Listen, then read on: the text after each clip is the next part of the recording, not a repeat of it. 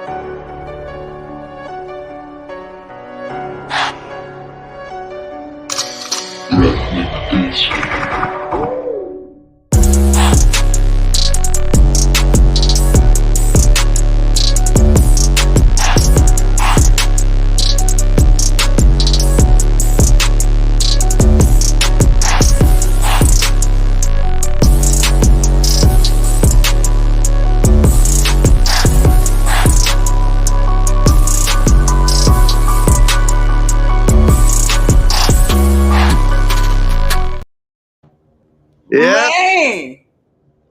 Oh. Yeah. Yeah. They said something. Somebody said something. Yeah. How about them Cowboys? How about them Don't Cowboys? warm it up, bro. I know you go ahead, man. I know you feeling spicy today, brother. Go kick this thing off, Yeah. bro.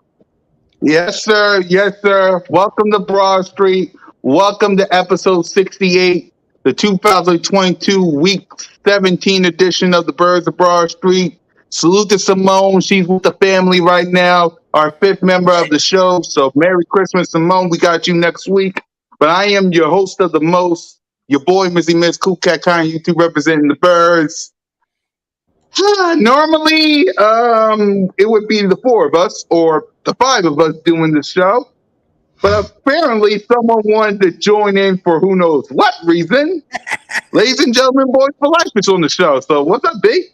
What's up, man? Look, I am proud to announce that I am still the holder of this belt. It stays with me. It does Until not next go into year. the hand. Until next year. Until next year. You're Until right. next year. We're going to run it back until one of us claims Yeah. the other one. So Yeah. I'm a Yeah. proud holder. And I don't want to hear nothing about, oh, you beat a backup. Because remember, you beat a backup. So I don't want to hear none of that. Notion, I saw your picture of you at the game. You looked, hey, the same way you looked the last time when you went to a Cowboys-Eagle game. God, A little different sad. vibes. Different vibes. Yeah. We got the man, what owner a of great Bird Game Christmas Nation. present. Yeah. The owner of Bird Game Nation Sports Media, the man of 1,000 shows, Jalen freaking Hurts, number one fan, BG31. Jalen Hurts, baby. You see the shirt. Recognized game. Recognized Yeah. game.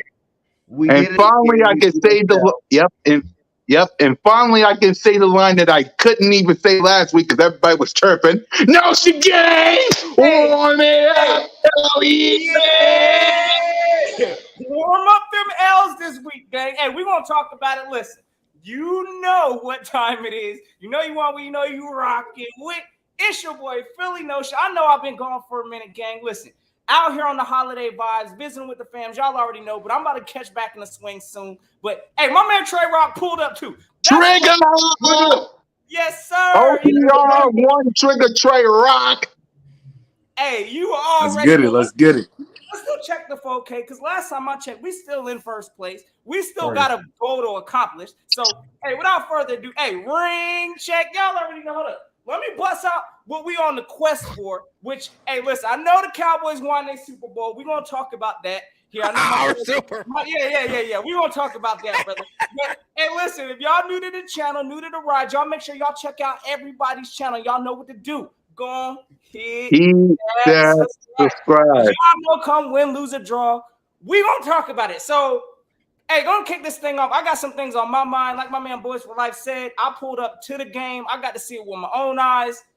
I saw some things hey, Trey Rock, let me put you on full notice right now. I'm gonna talk to you today, brother. I know we on the same squad, but me and Trey Rock, we got to have us a conversation today. But I'm ready to have us. I already know what you about to say, big dog. I already know what you about to say. All right. Yep. We got a lot to talk about. We got some breaking news we're going to break in a few minutes or so. But before we do, Boys for Life, I'm going to give you a little solo cam. Glow, run your mouth. You got a couple of minutes before we talk about our game. Go ahead. Well, all I He gotta definitely say can't is, gloat, though. how Not even about gonna lie I to you. can't wait. What? I can't what? He definitely can't gloat. They I almost can't lost gloat the what? issue. I can't gloat what? Hold on. This is Boys for Lifetime. We beat the number one team in the division, the so-called number one best team in the league at 13-2 now. That's what we did. I don't care if it's Gardner Minshew, because guess what? You played Cooper Rush, and Cooper Rush gave y'all 21 points with those 3 picks, just like apparently you gave us 20 points on those 4 turnovers. Miles Sanders is ass. He keeps fumbling. I don't even know what happened with Boston Scott and Minshew on that. And I don't care that, Gardner Minshew threw 2 interceptions. You know what? Jalen Hurts has been on a little streak of throwing interceptions himself. Who knows what would have happened if he would have played?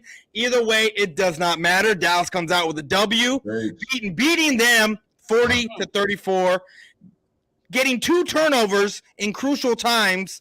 I don't know what happened to your boy Big Play Slay there. I don't know. He let the ghost of T.Y. Hilton just pass him by, teleport from one spot to the next to get a 40-yard bomb to keep the game going, and ultimately put the Eagles in the dirt after that play, because after that, it was all Cowboys for the rest of the game. Ugh. If you know football, though, that wasn't Darius Slay's fault. Oh, okay, but we're gonna talk situation.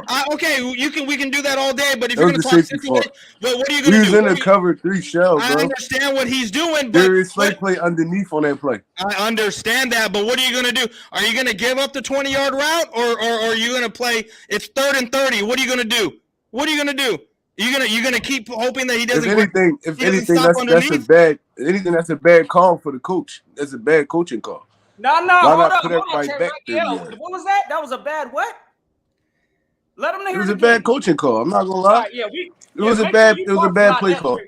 That's what we're gonna talk about soon. Okay. Before we do, let's get these breaking news stuff out of the way. So let's start it off with our first of 2 breaking news.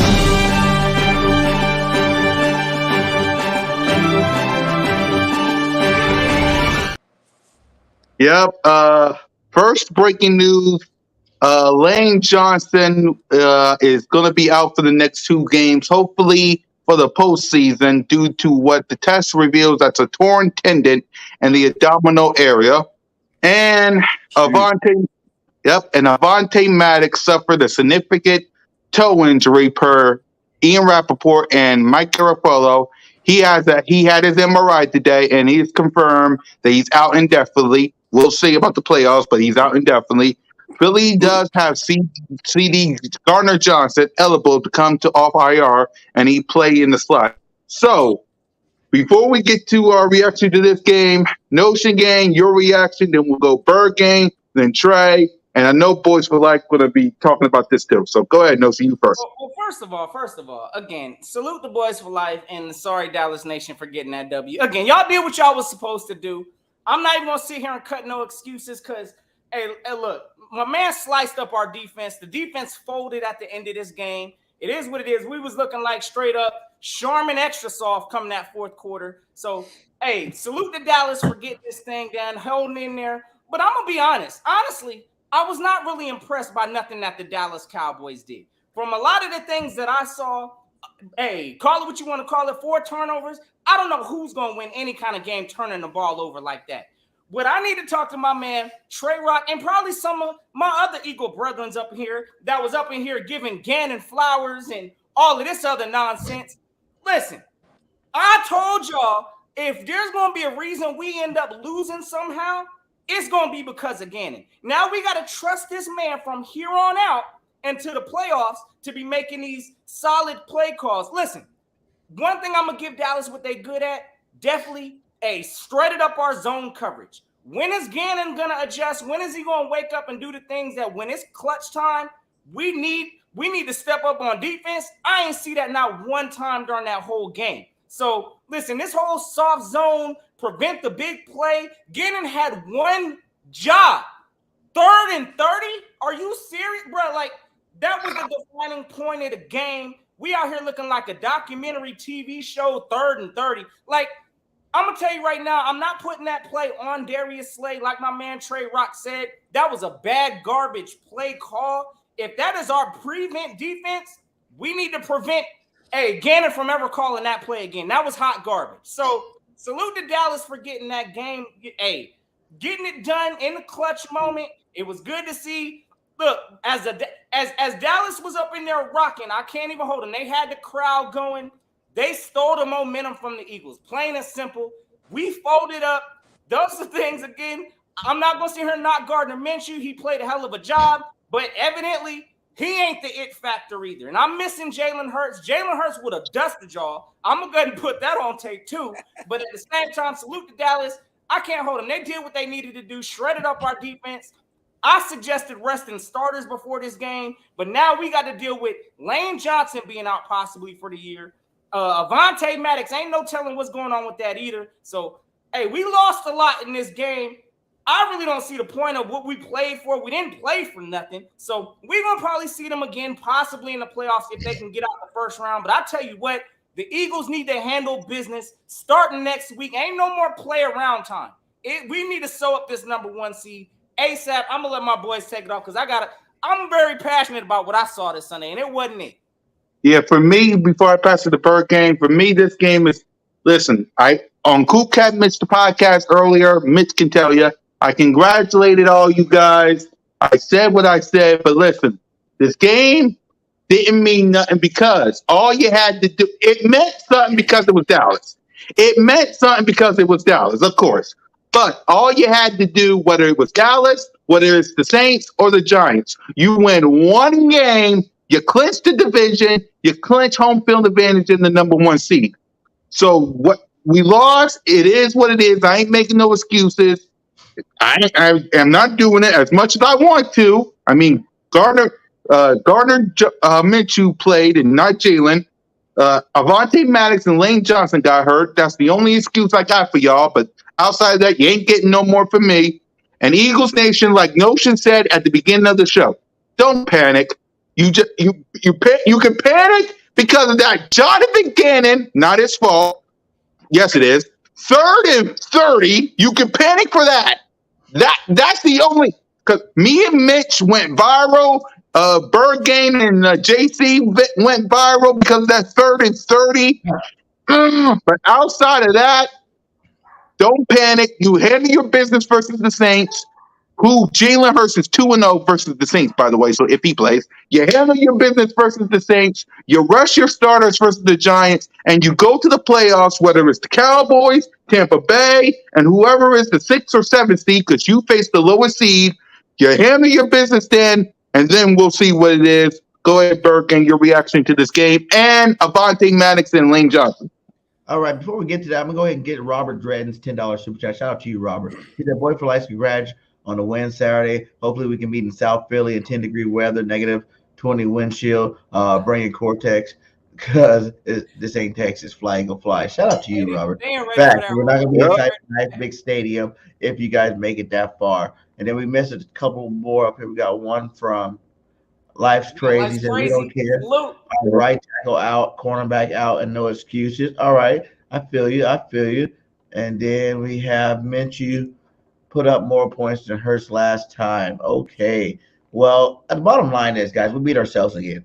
Period. Yep. Point blank, period. You know, 2 things. If Jalen Hurts plays, the game is over. You seen how slow Gardner Minshew was running out there like he was Tom Brady speed, on super slow, stuck, remember when your turbo used to get stuck and guy glitches? Like that was Gardner Minshew trying to run away from the Dallas Cowboy defense. There's too many open holes. There would have been too many big plays made, if, Jalen Hurts, big plays that would have been made if Jalen Hurts was in that football game. And everybody knows it. The fact that they were they're pumping their chest when they were down by 10, not once, but twice in the game. 2 times down by 10 where they had to, claw back in, hope for pray 3rd and 30 miracles to happen for they can, even have an opportunity to win this football game. So, like I said before, we lost 2 football games, guys. There's nothing to worry about. They both were in a division. Division games are kind of messed up sometimes, and we see that, we lost 2 of them. We know we got to stay focused. It's a good time for that loss to kind of wake us back up before the playoffs. And, we are the best division in football. So the fact that we lost 2 teams inside of the best division in football, it doesn't make it sting as much. So, no worries. We beat ourselves just like we beat ourselves in Washington. And it is what it is. Eagles still on that team. We still that team. Trey? Let me ask you something. And we're going to talk football right now, like real football. Lay it on us. I know Eagles fans pissed right now, right? No, not me. Not me. No, it's over with. I'm talking about the Gannon thing, like overall. Like, oh, the 3rd and 30? You should have saw our reaction to it. Not even the 3rd and 30. I'm just talking about period, that overall football game. When you turn the football over in your territory 4 times, you could blame that on the defense, right? For giving up points on them plays, right? Bro, I'm talking to Notion. Yeah. I'm gonna say absolutely, because we didn't turn it over on short field, Trey Rock. They drove the ball. We was in our own territory on 3 of those turnovers. We wasn't even past the 50. Both those fumbles were before the 50. They were on like the 45 or 30. And that interception Minshew threw, that was before the 52. The first one. Hey, look. So it's like, Trey Rock, I'm gonna tell you we was giving them momentum, bro. We was up 10 points on these dudes, and we turned the football over twice. He's speaking truth. We could blame that on the defense. We could blame the 30-30 on the defense. That's defense all the way. But that factor into the injuries too, because we would have never put no Josiah Scott at safety if Avonte Maddox ain't get injured. Yep. Okay, but that play was on Josiah Scott. He was posted. It was a cover 3 shell. That's his zone right there. T.Y. Hook was never supposed to be that wide open. I get that. I completely get what you're saying. We didn't help ourselves with the turnover situations. But when did we adjust, Trey Rock? Like, I'm looking, when we last had a conversation, you really had me convinced that we out here running 5-man stunts and all, or bringing 5 men pretty much every, bro, we rushed 4. How many times we got to Dak Prescott? He still got the pass on. When Dak was ripping us up, he ripped up our zone coverage, bro. As a defensive coordinator, yes, he did. But we did adjust, Notion. Lamb almost had 100 yards in the first half. After that, Lamb was kind of silent. He didn't. Everybody. Oh, I remember at halftime, all the Cowboy content creators like Lamb's on pace for 200 yards. He's about to have this big 200-yard game against us because he did eat us up right there, in the second quarter. But after that, we adjusted, and he didn't really do too much the rest of the game. We adjusted. We put the defense in bad field position. The defense or that loss, I don't really put it on the defense. Like he said, man, like we had our opportunities. We were up 10 twice, and turnovers is what stopped the momentum. It wasn't them going down. Turned the ball over. Both times. Go 3 and out, and they scored a touchdown 3 and out. It was us giving them the ball. They weren't creating turnovers. We were giving turnovers. And that is the giving them great field position. Damn near that whole game. How do you give us turnovers? That's what I want. I mean, I can understand the handoff is giving us one, the first one, but I don't understand how Miles Sanders was a given when Micah Parsons made him switch, and I forget who it was, punched the ball out. The other 2 interceptions, I don't know how you give that to us. You had Deron Bland moss the other dude to take the ball away, and I forget how the other one happened. But yeah, I don't know how you give us turnovers. That first interception, he stared Quez down the whole play. Yeah, and he threw it late. Man, Quez Watkins needs some milk. He threw it late. Man, listen. That's not Quez's fault, bro. That second one, that's a great play by the defense, bro. You just got to give it to him on that one. How many defensive players make that play? That was a great. They even knock it down, or is it just an incomplete? That was a great defensive play right there. You got to give it to the dude. But the first one in those moments, bro, like he got to get stronger. He could have snapped that out. Like, and that's one of the biggest things we gave Quez Watkins, that he was one of the only receivers in the receiving corps that would go fight for the ball. That was his thing. You know what I'm saying? He was out there snatching balls out of the air all last year. Bro, the play happened so fast. It happened so fast. It happened so fast. A quick slant is like a 3-step drop. It happened so fast. Dude just read the play. and he made a great play on the football.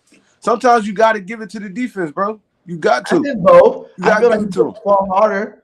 I feel like because one time it was in both of their hands, he just let them snatch it out. You got to, Bottom line, look, man. Look, our our offense played scared also. It wasn't just the defense. I'm not saying it was just, you know what I'm saying, the defense, but the defense, in my opinion, yes, we folded, bro. We had a lead on this team, turnovers or not. We had to watch this team drive down the 30 or third. I'm calling this thing 30 for 30 now. Like we on a whole season show or something. It probably will be a 30. That's what I'm saying, bro. That's terrible. 3rd and 30, bro. I'm gonna tell you right now, I can't look at nobody but the coordinator. I know that Josiah Scott ran a bad angle. I get that. Number one.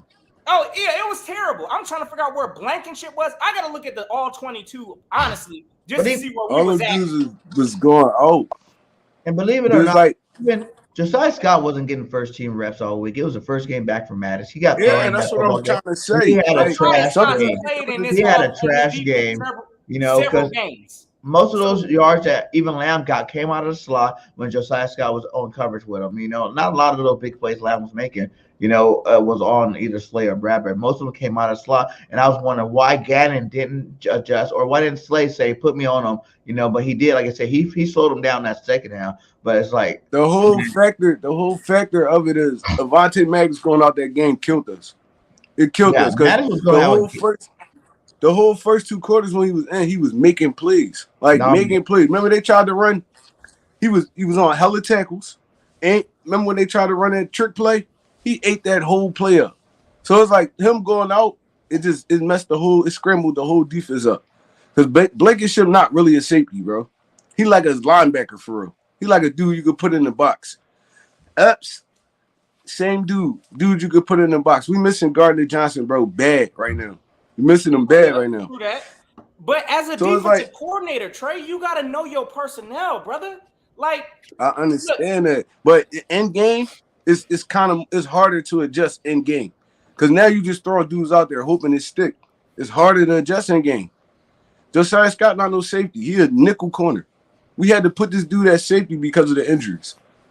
So it's like, bro, like it is what it is at the end of the day. Dak carved our defense up. All right, it happens sometimes. But we can't put this game solely on no defense, bro. When you turn the ball over 4 times, even with that that Washington game, I said the same thing. The defense ain't played great, but they played good enough for us to win that football game. Our defense played good enough for us to win that football game yesterday. And we lost because we turned the ball over 4 times. Mind you, we was down 3. We was down 3 points, and Miles Sanders fumbled in their territory. They only had to go like 30 yards to get a touchdown. They didn't even score on that next possession. They got a field goal. They was up 6. So it's like, bro, we still had a chance to win that game at the end of the game. I'm with Trey on this. Let's get a Cowboy perspective in this. Go ahead, B. I mean, I'm with Trey on that. Although you can't win if you turn the ball over 4 times, especially on our end of the field. I mean, there was I don't know if it was the 3rd quarter or the 4th quarter, but it seemed like there was a drive that y'all ended up scoring. Actually, I think it was where Smitty scored and was taking the presence out of the Salvation Army. Yeah. I think y'all went to like 3rd down like 4 or 5 times. And it was 3rd and long, and y'all Smitty just kept carving us up that game. I mean, our defense was non-existent last game. I mean, y'all had a chance to win. I mean, especially the way our defense played, but the deciding factor in everything was giving us extra possessions, and it's hard to win like that. Right. I mean, like I said, our defense couldn't get off the field on 3rd down, and this isn't just 3rd and 1, 3rd and 2. These were 3rd and 8s, 3rd and 9s, 3rd and 7s type of stuff. And Minshew was just carving up. I mean, I can honestly say as much as I dislike Antonio Brown Anthony Brown, sorry, on my squad, we miss him. We miss him out there. We miss him out there because our number 2 corner is just whoever it is, Joseph or whoever they got right now is just it's ass. Deron Bland is a godsend right now because of what he's doing in the slot position. Hopefully, I hope he gets out there at the corner 2 spot because that guy rookie with 5 interceptions. 5? Yeah, he has 5 on the year. I like him. I like him though. He definitely a competitor though. Because Like I said, how Before many you go, defensive Bert, players actually make that play boys, on a quick slant? we got super chat. That was a beautiful defensive play, bro. Like a single man defensive play. It was beautiful. Yeah. You gotta just give it to. You gotta tip your hat to that dude. So Yeah. I mean, it happens sometimes. It happens sometimes. Yeah. The defense beat the offense. It happens sometimes. And shout out to the landlord from Alabama with the $2 super chat. He said, but y'all got 3 turnovers and put up 26 points. Who got 3 turnovers? Yeah, it is. What we did. Oh yeah, y'all did in the first game. Well, I don't know how you Oh got 3 yeah, turnovers, no. but Like I said, that's a part of football, bro. Like it's like if you win the turnover battle, you usually gonna win the game. You see what happened with us? Shit. Man, And we still had a chance to win. That's the crazy part. We still had a chance to win that game. We was driving on Go ahead, y'all. wrap it up, Nelson, so we can get to I'm just trying to get the documentary perspective grade. here. Like, you know, I'm trying to really truly understand here because again, I'm putting most of this loss, and I mean we can look at it both ways. Again, I understand the turnovers; those didn't help us, and none of that. But I really think we could have put some kind of defensive effort to finish off this game, and we folded. Like it is what it is. In my opinion, that 3rd and 30, that was the most clutch play of the game, and that hurt us. From there on, it was like our defense became non-existent. So y'all call it what you That want to play call it. drained the hell out of me for sure. Man, Like, that that drained the was hell one out of of the me. most Man, I depressing. watched it. It And it changed was the whole what it All game. right, well, let's talk about the defense. Normally we do offense first, but since we're talking about defense, let's start with them first. No, we're going to start defense for everybody. We'll see, you know. So, all right, Notion, go ahead and talk about the defense and what grade would you give the defense players? We'll get to coaching next. The defensive players, I mean, look, I gotta give a salute to the at least the line. I think they came up to play. You know, the front four, like they was out there doing their thing. I mean, got sacks. We was actually bringing pressure off of the four. But again, when we look back at just some of the situational play calling, that's what's really got me. So, I mean, honestly, I'm gonna give this whole defensive, I guess, the unit as a whole, I'm gonna give them a C. Honestly, just straight bare minimum, borderline C minus, because the way we closed out that game. But again, I'm really not looking at the players so much as I'm looking at the person that put these players in position. Because ain't no way in hell y'all could tell me on a 3rd and 30. Look, I don't know what kind of a play call that was. I got to go look specifically. Again, I ain't watched the game. I ain't going to lie to y'all. Since after I saw that garbage in person, I ain't rewatched the game since then. I ain't going to mess up my Christmas holiday, none of that, rewatching that garbage. So, listen, I got to go double check to see what kind of a play call, what kind of a coverage we were in. But there ain't no way in hell I could put that sucked the life out of this team, plain and simple. After that play was made, oh, I already knew what time it was. I started connecting dots. I knew Minshew did not, unfortunately, have enough to drive us down and try to win no game like that. So it is what it is. I put it solely on the defense. I'm giving the whole unit as a whole, I'm going to give them a C minus. But we're going to talk about the coordinator in a minute, and my grade is definitely going to be on the lower end for that. Yep, Bird Gang, defensive players. Defense, I'm going to have to give them a if you would have subtracted that 3rd and 30, they probably would have got a higher grade from me. But I'm gonna go C plus still. Like I said, it's not their fault. Like I don't care what you say. Like you do your job. You know your offense out on the field, and they give you short field. You know it's gonna be hard for any defense to just pop back on that football field and stop someone with momentum. You know the game's about momentum, and like you said, 2 times being up by double digits. And the offense being the reason why, like I said, it wasn't the defense letting these guys just score their way back in while their defense stopping us. It was our offense that just gave them the ball back. They couldn't get anything going. With Minshew, I feel like Minshew looked like a deer with headlights coming at him. You know what I'm saying? He looked like the stage was too big for him. I think even though he had so many yards, it wasn't him really. Like 'cause some of those completions look like ducks out there. And it's like I didn't feel like he looked like he was throwing like he was in high school or college or something. Like I feel like he is a backup. He's a good backup, but that's exactly what he is. He's no quarterback, and it showed the difference, with the Eagles and how they play, with a backup. So our defense did good enough to win this football game, and I'm gonna give them a C plus. Yep. Trey? I'm gonna give him a B minus, bro. Like I said, we stopped them enough to win that football game, bro. Our offense our offense turned the ball over 4 times in our territory. So it's like, how can you really blame the defense for that? Like, it's crazy, bro. It's like, you get these dudes out the field, and damn near all 3 of those turnovers was on first or second down. Yeah. Like, soon as we got the football back. That's momentum change. If you ever play football, momentum is really a big thing, bro. Like, a big thing. Oh, you get the football back. Mind you, I only saw a good, like, 3 or probably 4-ish solid drives where they really drove the football and scored on us. Bro, we gave them the football. We was gifting them. It's Christmas Eve. We was gifting these dudes. Fact. So it's like, I mean, listen, y'all can say what y'all want, but my stance is the defense did enough for us to win that football game. Our offense didn't show up with big moments. Like momentum. No shit.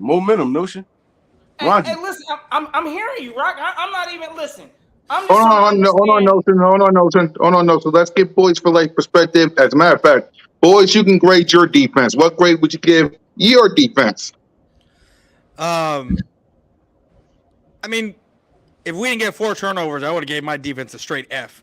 By the amount of yards that we had Minshew put up on us and the touchdowns that he put up on us, the run game. Miles Sanders, he had 20 carries or over 20 carries for 65 yards.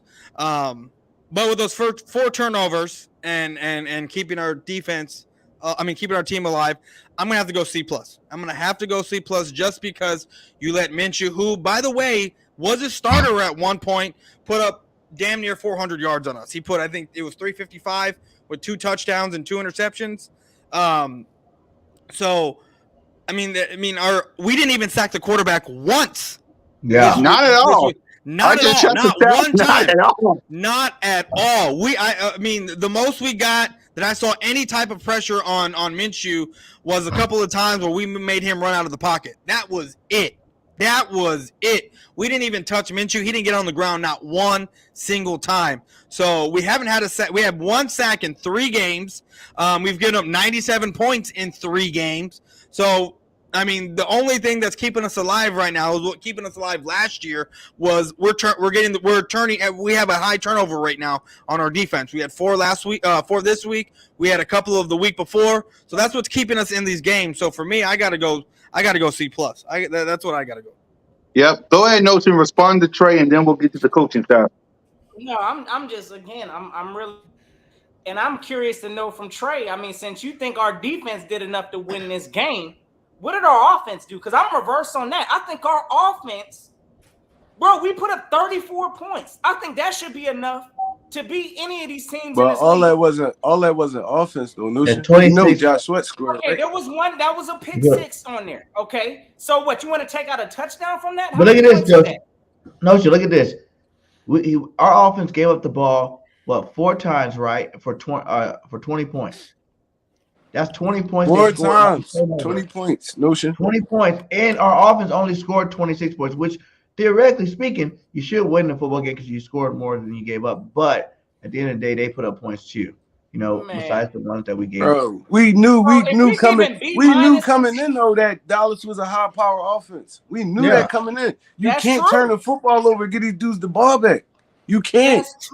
That's true. I'm not saying that the turnovers is a pass, bro. I get that the turnovers. No, it sounds like you kind of poo-pooing it. Like, oh no, we I know we turned the football over, but bro, turnovers is a big thing in the NFL. Even with just turning the ball over, regardless, we had this game in a bag, bro. In a bag. This game could have been over if we would have made the stops on defense that we needed to make in those crucial moments. But we made some of those stops and then turned it right back over. Then turned the ball right back over. Wait, here's the fumble. I got the stats. I got the stats when it comes to the fumble. Gardner Minshew fumbled twice and had 2 picks. The Quest Watkins, of course, and Miles Sanders fumbled. Those are the only 2 fumbles that we got. I think Boston Scott Yeah, it was on the handoff to Boston Scott. But they charged that to Minshew though. They charged that fumble to Minshew, but Boston Scott really fumbled. Yeah, it was on the handoff. Oh, and I saw the post-game interview. Oh, go for it. All I'm saying again. I'm sorry, B. Hold on, y'all. I'm sorry to interrupt, but yeah, it says 2 fumbles for Gardner Minshew and 1 fumble for Miles Sanders, so it says 3. So yeah, go ahead, Notion and boys. Yeah, No. Again, I look at more accountability again on the defense on this one. Again, I knew what the expectations, bro. We had Gardner Minshew playing. I wasn't expecting a whole bunch of, I wasn't expecting much from our offense. Gardner Minshew, again, he did what he needed to do. He played scared, in my opinion. Threw the ball away. Bro, I saw this man throw the ball away on like 3 straight plays, bro. 3 straight plays on that Friday. That was the lowest trash I've ever seen in my life. 3 straight plays. You could at least gave your receiver a chance, bro. Something. A chance. And nothing. Again, that's on the offense. I get that. But at the same time, we counted on our defense this game, bro, and we folded. No shit. Our defense did their job. What happened the very last drive of the game? Our defense, they give up a touchdown, game's over. They held them to 3.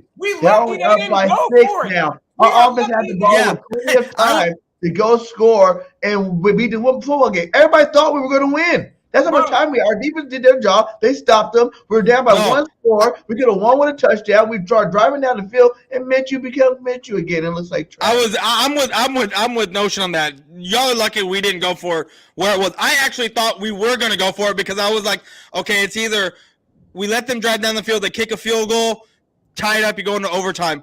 Or we kick a field goal, they go down the field, they score a touchdown, they win. I was like, either way, I was like, this is where you got to go for it. What, it was on the 4 or 5 or something like that. It was on the somewhere around there.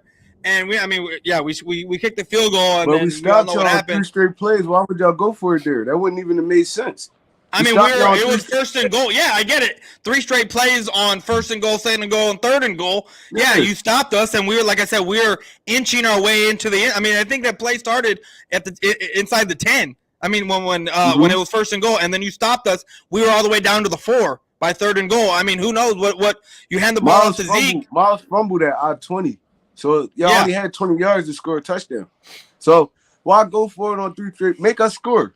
Make us score. Yeah. That was smart coaching right there. I'm not even gonna lie to you. Okay. You kick that field goal, make us score. Because if we go down, kick that field goal, I mean, we make it down, we kick the field goal, it go on to overtime. Now the game up in the air.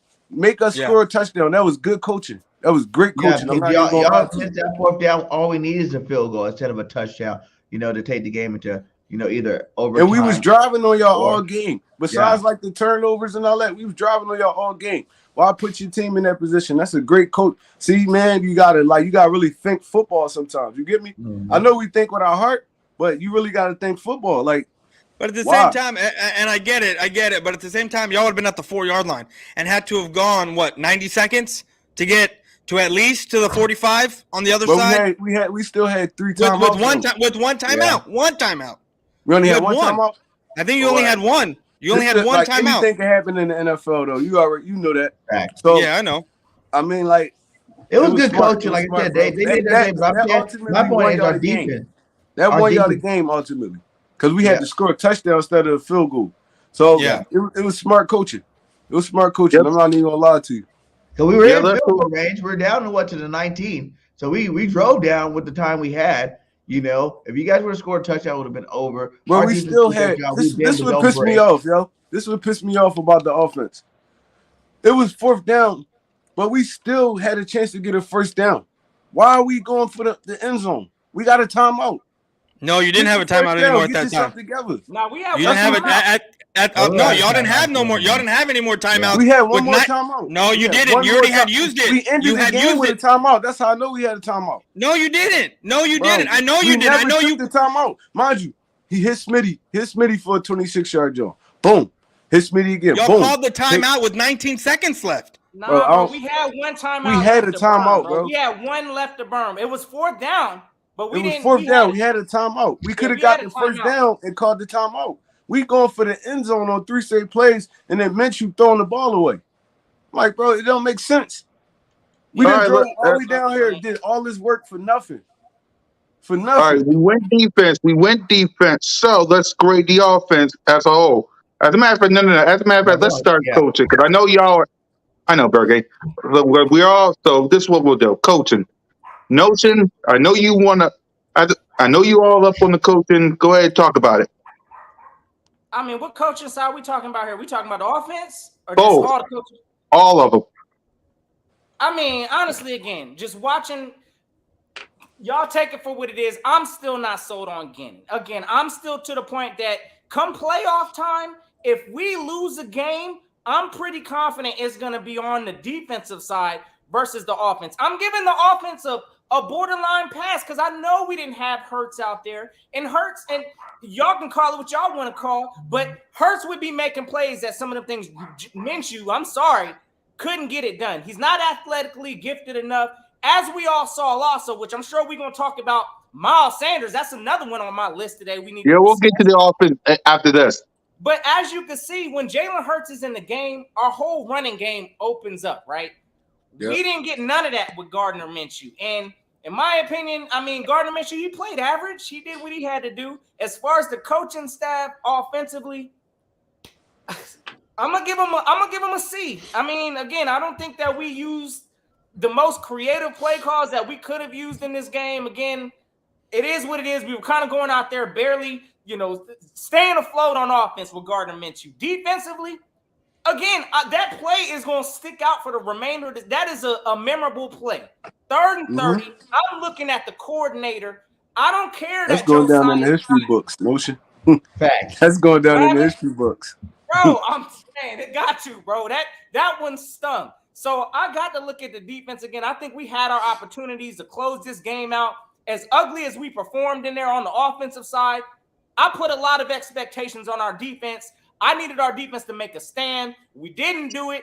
I'm looking at the coaching. So, look, Gannon, he's getting the absolute D from me. It is what it is. He's getting that D in the D, and that's just where it is. So, offensively, I'm going to give him a C for the coaching staff. Defensively, I think we lost this game from that one play. So, I'm giving him a D for Mr. Gannon there. So, that's where I'm at. Hold on, Trey. Go ahead, Bergame. Coaching, man. I'm gonna give him a B-, man. We led this game the most. Like the plays that were messed up, they weren't coaches' plays. They were nonsense, turnovers from the players. So I'm not gonna just blame it all on the coaching staff. Like we were up twice. Usually you don't get a chance to be up twice in a football game double digits. If we were up twice in this game, we led this game the whole game until the end of the game. So I don't really give it to them. I think players, cost us the game this week. Minshew in particular, I think Minshew was the cause of this loss, this L. Even though they say he had a great game, it wasn't that great, and he definitely cost us with the 3 turnovers. So I'm gonna give him a B. Yep, Boys for Life. Your coaching staff grade before we pass it to Trey. Overall, I mean, I can give the offense an A just by the play calling and the way we were able to call certain plays when y'all were in zone, and the way Dak was perfect against your zone. But then our defense, allowing Gardner Minshew to go up and down the field, putting up, 355 yards on us, 2 touchdowns to a backup. I'm going to have to give it a B-. I'm going to have to give it in the middle. Yep. Trey, go ahead. Coaching, and I know you want to respond to Notion, so go ahead. All right, so I want to kind of talk about the Dallas defense before I answer that. Go ahead. I mean, y'all, I see y'all like a little hard on y'all. I mean, defensive coordinator or your defense period. But bro, you got to understand who's on the field still. Like who's on the field still. Dallas Goedert going to make plays. AJ Brown going to make plays. Devontae Smith going to make plays. It don't matter who the quarterback is. They going to make plays, bro. So y'all can't really be that hard on y'all defense. We got a top flight offense. It don't matter who back there playing. Hold on. I need you to repeat that again. We got a top 5. That's not number 1 O-line in the NFL.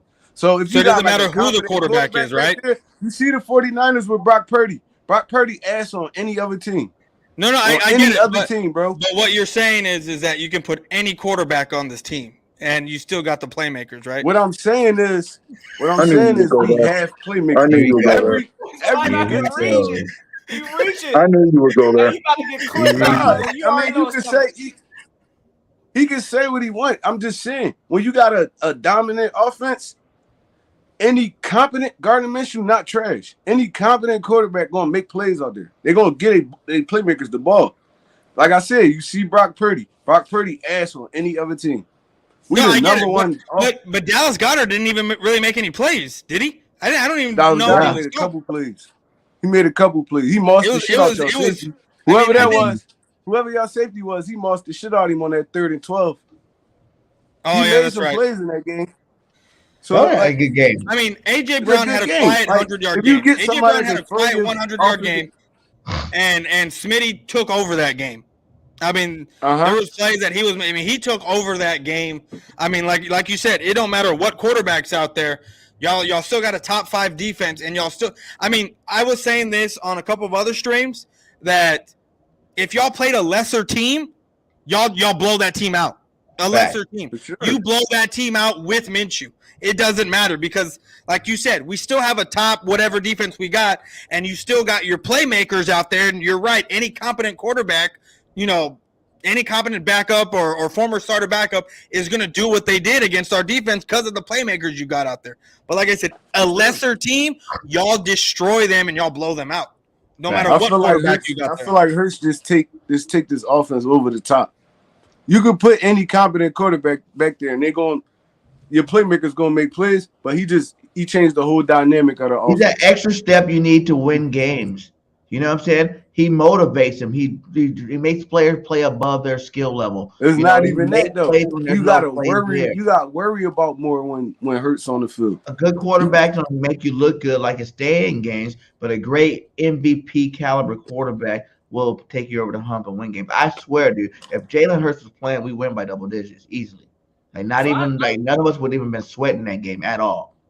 But the last time Jalen Hurts played, y'all barely. I mean, y'all won by double digits. It was 27-17. Y'all didn't put up that much more points than what you. I mean, you put up less points the first game than what you did this game, right? Or no, you put up up more points this game. Sure. Excuse me, more points this game than you did the last game, and you still played the same defense. But points don't really matter, man. Like what do you mean they don't matter? Last game, points determine whether you win or lose. What are you talking about? When Jalen Hurts was playing, there was not one. Last game, y'all was fully healthy though. Y'all wasn't fully healthy. Yeah, I know. We were fully healthy. There was not one point in that first Cowboy game where I was worried about losing games. But we also gave them 3 turnovers. Only one time I was missing that last game was Dak Prescott. That was fully healthy for the most part. But we also gave you 3 turnovers. So we also gave you 3 turnovers on our side of the field. Within the 4, I think. I don't even think we were past the 20. What happened this game? What happened this game? We gave y'all 3 turnovers on our own side of the field. Yeah, no, I'm agreeing with you. Now the shoe's on the other foot of a football game. I think the shoe's on the other foot. I respect it though. Yeah, I'm agreeing with you. I'm just saying. About it. I respect it. Just imagine if we didn't turn the ball over 3 times. Imagine if we didn't turn the ball over 3 times, and we did either score a field goal or even we punted. I mean, it's not a blowout. It's not a 10-point, deficit. We don't lose by 10 points. This game we won by 6. Last game y'all won by 10. I mean, we were still injured, and we were injured. A lot of our defensive guys were hurt. They're tired. Trayvon Diggs is hurt. Something's wrong with Micah. I mean, and then you had your top. You got your guys out there. So yeah, winning by 6 isn't that bad, even though Jalen Hurts wasn't playing. No, for sure, it was a good ass football game, bro. To be honest, it was a good ass football game. I can't be mad about it. It was a good ass football game. Now we went in there, y'all blew us the hell out. I would have been pissed this morning. If we had blew y'all out, I would have been like, oh yeah, Jalen Hurts is MVP of that team just by what he's doing for that team. But the way, and I get it because Gardner Minshew has the weapons he has, and he was a former starter. He's a very competent backup. But just being able, and we were hurt, but being able to give up 355 yards, throw for 2 touchdowns. He didn't get sacked once. There was only a couple of pressures. I mean, the offensive line is amazing that y'all have. So, I mean, that's why for me. Let me ask one question. Let's take the cap off. Let's take the cap off. Let's not be biased with our football team. You honest to God watch that football game. You seen how many times those rushing lanes were wide open and slow ass Minshew tried to get out there, but he was slow as hell. And you can't tell me that Jalen Hurts wouldn't have made either first downs or touchdowns on a lot of them plays that Gardner Minshew just either threw the ball out of bounds and couldn't do nothing with it. You can honestly watch that football game and say that you don't think it would have been a difference if Jalen Hurts was playing. Oh, I'm sure it would have been a different game. Go ahead, try. All right, look at it like this though, boys for life. Y'all ain't sacked Minshew. All right, y'all didn't sack him, but I'll take turnovers over sacks any day. So I mean, it's kind of like the same thing. We was getting the football out fast as hell. He was getting the football out fast as hell. So it really was no way to sack this dude. It wasn't no way to sack him. So I mean, y'all forced the turnovers. Y'all did what y'all was supposed to do. I'll take them over sacks any day. Huh? Bergen. JT say, where's the link? Yeah. All right. Go ahead, Trey. Well, I'll be right back. No, I just want to quickly say something real quick. Because one thing we got from the game, we clearly look. I don't know how y'all felt, but that just pretty much boosted for me, in my opinion, the MVP talks for Jalen Hurts. Because y'all can't tell me Jalen Hurts ain't the most valuable player on this Philadelphia Eagles team. Again, you add Jalen Hurts into this game, it's a different equation, in my opinion. We ain't going to see it because it didn't happen. But at the end of the day, yes, pretty much I know Gardner Minshew was a back out of that game. And I clearly saw plays that Jalen Hurts could have potentially made was in there. So, again, I know how this team's been winning, and it's been because of the most valuable player, which has been Jalen Hurts. So, from anything watching this game, I did get them vibes after this game. Hey, listen, Jalen Hurts is the MVP of this team, regardless how y'all want to see it. Minshew, I would say it definitely helped them. It helped them. Yeah, you're right. It was not the system. You can't say players in the system when your one key player that you know without a shadow of a doubt was playing, you would have won the football game, was not there. The one player that replaced your MVP quarterback gave up 3 turnovers to Dallas's defense to make sure that if the game was in Jalen Hurts' hands, we would have won. Period. Notion, you said the correct words. He's the MVP for your team. Your team. I don't think he's the MVP of the league. No, I mean he's the best. He's the quarterback. He's for our team best record in the NFL. So by your logic, any quarterback who has the best record in the NFL automatically gets MVP votes and gets the MVP. That's usually how it goes. That quarterback is responsible for a lot. No, that's not usually how it goes. Whoa. You know why Jalen Hurts? You know why Jalen Hurts is the MVP? Can name another quarterback, right? And I know you hate this, boys for life. That's top 10 passing and top 10 rushing. That's why he's MVP. He's doing things that no other quarterback's ever done in the history of football. That's why he's the MVP. Get it straight. Yeah, Hurts got true. I mean, Lamar Jackson did it in 2019. Lamar Jackson didn't do it like this. Didn't do it like because he had 36 passing touchdowns because most of his passing touchdowns came within the 10-yard line. He had 2,100 yards passing because he ran most of the time, which is why he had 1,200 yards rushing on the year that season. Was Lamar Jackson that year #1 in quarterback rating or top 5? Yeah, it was. I think he was. Yeah, that year. I think he had the highest quarterback rating out of any quarterback that year. They didn't run him inside the 20 to get a touchdown, or they weren't doing quarterback sneaks the way y'all do at the one where Jalen Hurts gets most of his touchdowns from. This guy was running down to the 5, 6, 10-yard line, and then he dropped back and passed, which is why he had 36 passing touchdowns that year, because he ran the ball inside the 10 and then threw. You what? To running back inside, it's different. We got 2,000-yard receivers. And if Goddard doesn't get hurt, we have 3,000-yard receivers. So he's throwing the ball around. Lamar Jackson that year basically did it by himself. Throwing the tight ends. 2019, Lamar Jackson basically did it by himself. JT, I sent you the link, by the way. But go ahead. Had a top 5 defense. I'm talking about being on the offensive side of the ball and scoring 36 touchdowns, throwing for 36 touchdowns. If you look back at that season, hold on. Let me put my face in the camera. If you look back at that season, bro, Lamar Jackson was scoring. He was scoring on short films so much that year. Because his Yeah, defense because was he ran it down to make it turning them short over and all field. that. He was having design runs from the 30 on the other side and running it all the way down to the short field. Bro, how do you think he got 1,200 yards He did that season? a lot, but they had a Exactly. top 5 defense. You don't understand. They was getting dudes off the field for Lamar Jackson to show his talent. They was getting dudes off the field. And you have a top 5 defense. That year. You have a top 5 defense to do the exact same thing for Jalen Hurts. That's what I'm saying. That's what I'm trying to say to you. But what I'm telling you is top 5 defense. But what I'm telling you is that year, Lamar Jackson on the offensive side, who's he throwing to? His tight end. That's all he had. He didn't have no one else. You have yards just to his tight end. Huh? He had other players on that field. No, I know he had other players. I think his tight end had like 12 touchdowns that year. I want to say running back. I don't know if it was Torrey Smith. I don't know if it was Torrey or I think Hollywood Lamar Brown. Jackson was running wild that year. Yeah, he was. Like literally running wild that year. Lamar, I think Hollywood Brown, I think that was his rookie season. I think he had like 4 or 5, and then the rest were just random players. So he was basically doing it by himself. This year, look, you got a top 5 defense to get the other team off the field to let Jalen Hurts do what he do. But he has A.J. Brown, 1,000-yard wide receiver. He has Smitty, 1,000-yard wide receiver. He has a top 2 offensive line. He has Miles Sanders, who's a 1,000-yard running back.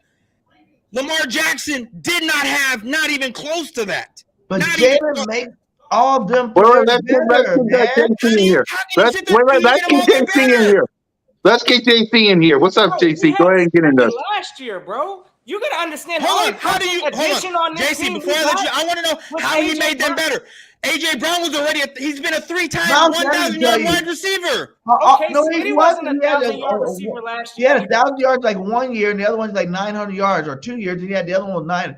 Dude, who? AJ Brown? He's way better on our team than he ever did. That's why he had career highs like 3 games this year, because Jalen Hurts gets him that football, man. Like Jalen been throwing dimes all year long because he hasn't missed a single game. Straight he's had career highs because he's played more games than what he has at all in his career. No, because they was run dominant. They're run heavy.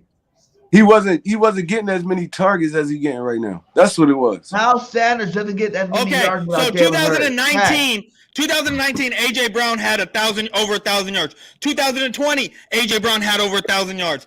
2021, when he missed most of his time, he had 869 yards on 3 rushing. Those 3 years. King Henry rushing, so he's already a 1,000-yard wide receiver, and now he's putting up career numbers with Jalen Hurts. I get it; he's better because he's playing on a less run style. He plays with a better quarterback. Look at them years that you just said. And look at the Russian quarterback.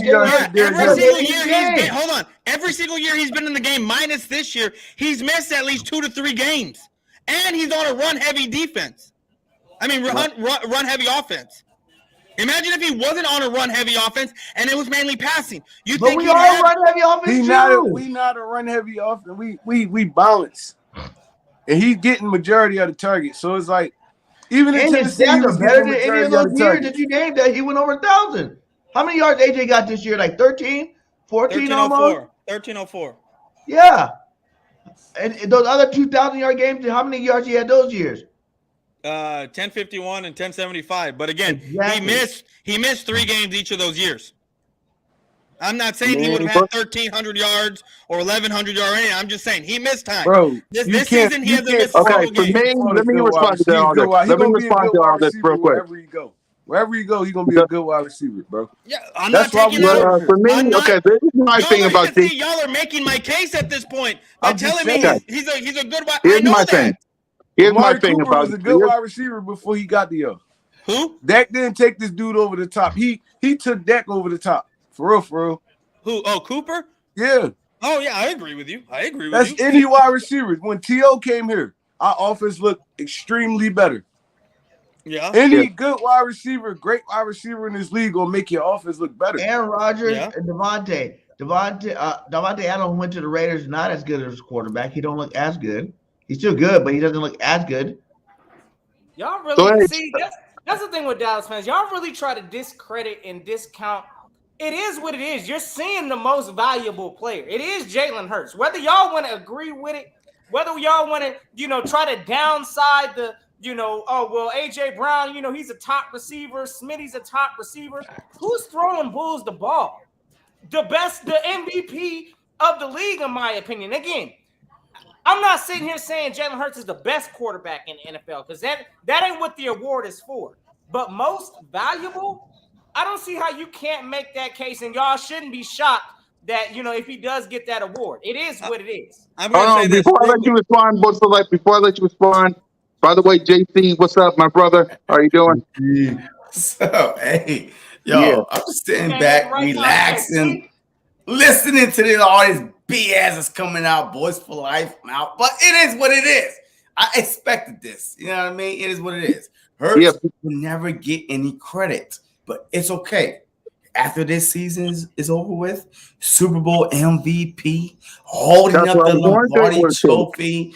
That's all I got to say. Y'all would never have anything else to say about Jalen Hurts. But before you respond, hold on. Before y'all respond, let's be real.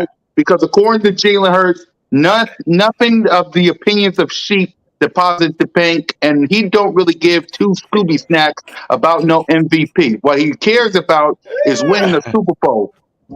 That's what he cares about. He cares about holding a Lombardi trophy for the city of Philadelphia. He would much rather let Patrick Mahomes win the MVP if it means him winning a Super Bowl.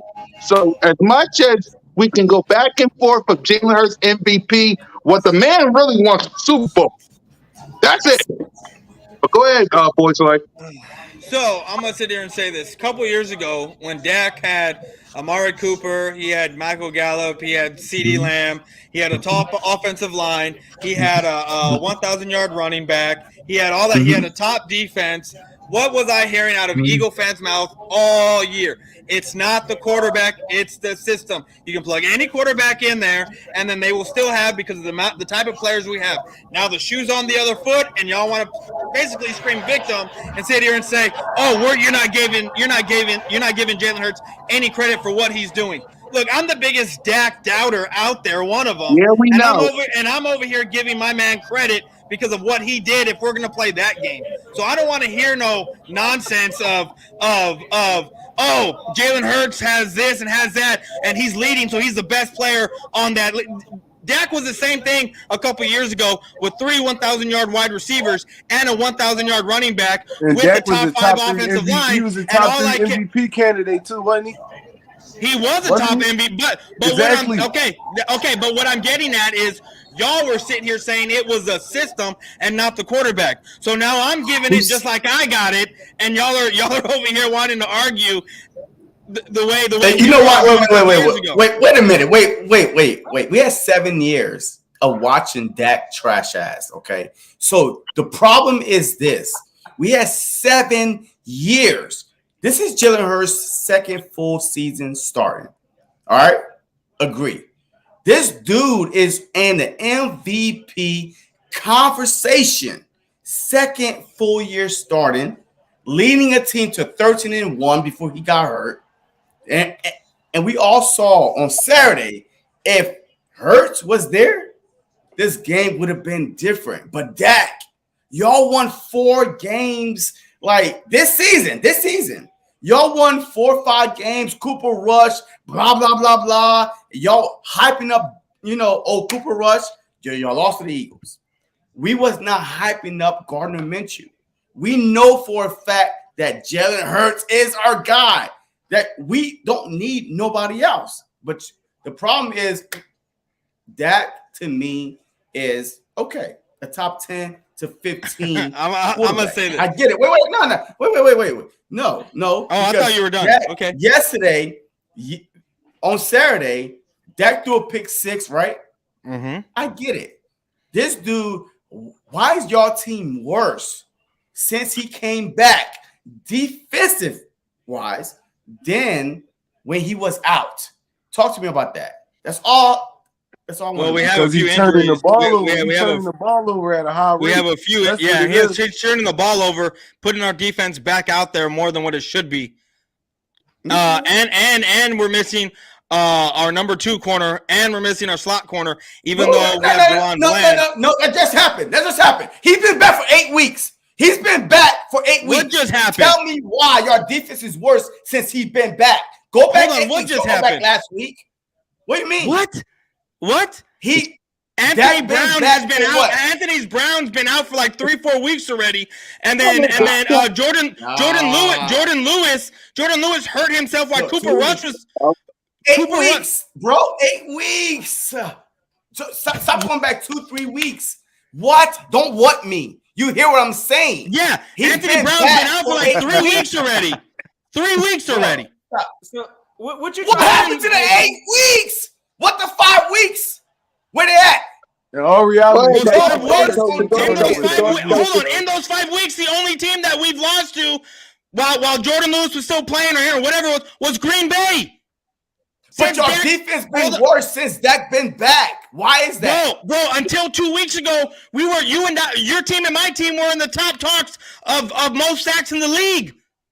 No, for sure. Defense. Yeah, we were. Yeah, we were. And hold on.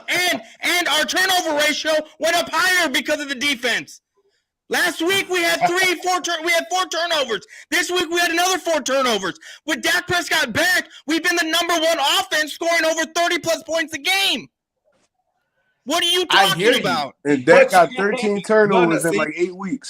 Exactly. Okay, Dak has 13 turnovers in 8 weeks, allowing more possessions for the opposing offense, which keeps our defense. Like Trey Rock says, you keep putting your defense in bad spots, they're going to look bad. That's what happens. For sure. I'm glad you brought that up because this past Saturday, guess what? Gardner Minshew put our defense in a bad spot that allow y'all to get the 40 burger. Okay. And Jalen Hurts was playing. Ain't no fumble handoff snap. I've been watching the Eagles all season. Me too. I have not seen Jalen Hurts fumble or snap, handing off to Miles Sanders, Boston Scott. Oh, Boys for Life. You have. I've seen it happen at least once. Seen it happen at least one time. What game? I don't remember what game it was. Okay, then. Get out of here. Matt, what the monsoon? Like, what, against Jacksonville? Like, the monsoon going on, right? That game? Again, I don't know when it happened, but I've seen it happen one time. And I've seen Jalen Hurts throw for multiple interceptions in games. Bottom line, look here. It's funny because he got less interceptions than your quarterback do. Please hit that subscribe button, notification bell, subscribe and comment to all of our channels. You what? I'm gonna give Dak real quick. I'm gonna give him a little bit of flowers because honestly, are we ripping Dak up like he's complete, straight up hot trash juice? And that ain't honestly. No, he's not, bro. No, he's not. He's not hot ass for y'all. So let's go ahead and we gonna keep. That much of Shady McCoy said that I'm gonna give Dak real quick his respect because at the end of the day, listen, he could have folded up also. This man started the game off with a pick six. And hey, look, Dak could have just shut it down from there. He could have created, more turnovers, all of that. But at the end of the day, look, Dak, he plays up to when the competition is there. So this was look, let's not act like this game wasn't hyped up. This wasn't a big game for Dak Prescott. He needed to come out here and show what time it was. I said it was a good ass game. They were supposed to win. Dak showed up to that. Our thing with Dak is it ain't the season, bro. We ready to see what he about to look like in these playoffs when it's all on the line. Those are the things we haven't seen from Dak. Again, I really didn't see any elite traits. I'm gonna tell you that throw that he made to T.Y. Hilton, that was a perfect, beautiful throw. I can't. Perfect placement. Can't say nothing about that. But consistently, are we seeing Dak do that consistently? No, we ain't. That was a good throw. He got it done. He plays good when he plays, teams that are actually competitive. But at the same time, we ain't going to sit up here and just act like Dak is just – look, I'm going to give Dak a little bit of respect because at the end of the day, when the right system's around him, when the plays are called for him to hand the ball off, he's got a run game to support him. He's got a defense to support him. Dak is going to hold his own. So, listen. And I want to say this. Playoffs, but yeah, I'm going to give that super chat real fast. It's a Cowboy fan. They said, laugh my ass off. Y'all Eagles don't stand a chance against Dak, man. Come on now. I'm gonna say this real Y'all quick. almost lost the Thank you, mention, Mr. bro. Cat. to Come JC on, real bro. quick. This is what I don't JC like. Look, No, go for hold it, on, go for it. real quick. Hold on, real quick. This is what I don't like, bro. Cowboys fans sitting there acting like y'all didn't just go through a dogfight with Gardner Minshew. Dak Prescott on the Eagles. Come on, bro. It go year by year. Y'all was in a dogfight with this dude. Like a dog fight. And he turned the ball, and we turned the ball over 4 times, and we still almost beat y'all. That's horrible. Now imagine what Hurts get back. And y'all got to come to Philly. Yep. If y'all even make it there. If y'all even get out of the first round. Come on, bro. We looking They at bigger stuff right now. It's the probably end of the will season. because it's the NFC South. It's the NFC bro. South. They just lost. Didn't they just lose to an NFC South team? Ain't Jacksonville South? Not AFC, I mean NFC. I'm talking about the Tom Brady's, the Carolina, the Saints. So, they're going to see them in the playoffs because they can only stay in the 5th seed. Yeah, you're right. But still, though, like, y'all got to make it out of the first round to even play the Eagles again. To be honest. To even If we're gonna play on the playoffs, so if we're gonna play on the playoffs, it's gonna be in the divisional round. Kind of quiet right now. That's what exactly. In order for the Cowboys to face the Eagles, it got to be the divisional round because, again, like I said, the Eagles face the championship round. It's not the divisional round. Yeah. It has to be the championship round. Is not the divisional round. We're hypothetically here right now. In all reality, they would play us in the first round, right? They play us in the the second we would play round, on the division we ain't round. gonna be in the wild card. That's what I'm saying. We face the lowest seed.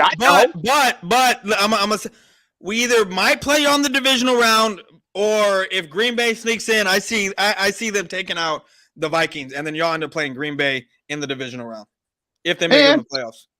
Yeah, right now. It is what it is. But y'all gonna have to go through us in the playoffs. That's I know. Okay, y'all gonna have to go through us.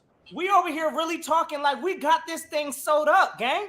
Like, listen, like I get what we better win. We're gonna beat one of these teams. Bro, we're gonna beat the Saints. The Saints daddy. I'm gonna say this. Y'all have never beaten Andy Dalton. Never beaten him. Ever. What? So, yeah. We talking about Andy Dalton. But you never beat Tom Brady, and that's who y'all gonna go up against in the first round.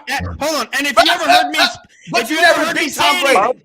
If you've ever heard me say anything about playing the Tampa Bay Buccaneers, I don't want to play them because I don't have faith that my team will beat them because we've never beaten Tom Brady. We've never beaten him. So why should I think all of a sudden we're going to magically beat him? Until I see it, I'm not going to believe it. Just like the same energy I give out is the same energy I give myself. So don't sit here and say that, oh, well, you're going to play Tom Brady and you've never beat him. I know that. I know that, which is why I'm giving you that energy and saying you've never beaten Andy Dalton. I'm not saying it can't happen. I'm just saying you've never beaten him. So don't act like it's going to be a walk in the park without Avonte Maddox, without Lane Johnson on the right side, and you still got to hurt Jalen Hurts going out there to push himself so he can lock y'all up that number 1 spot. Hey, Boys for life. Let me ask you something. Boys for life. Hey, hold on. Hold on. Go ahead, Trey. You first. Then no shit. How many times yesterday did we get to Dak Prescott, right?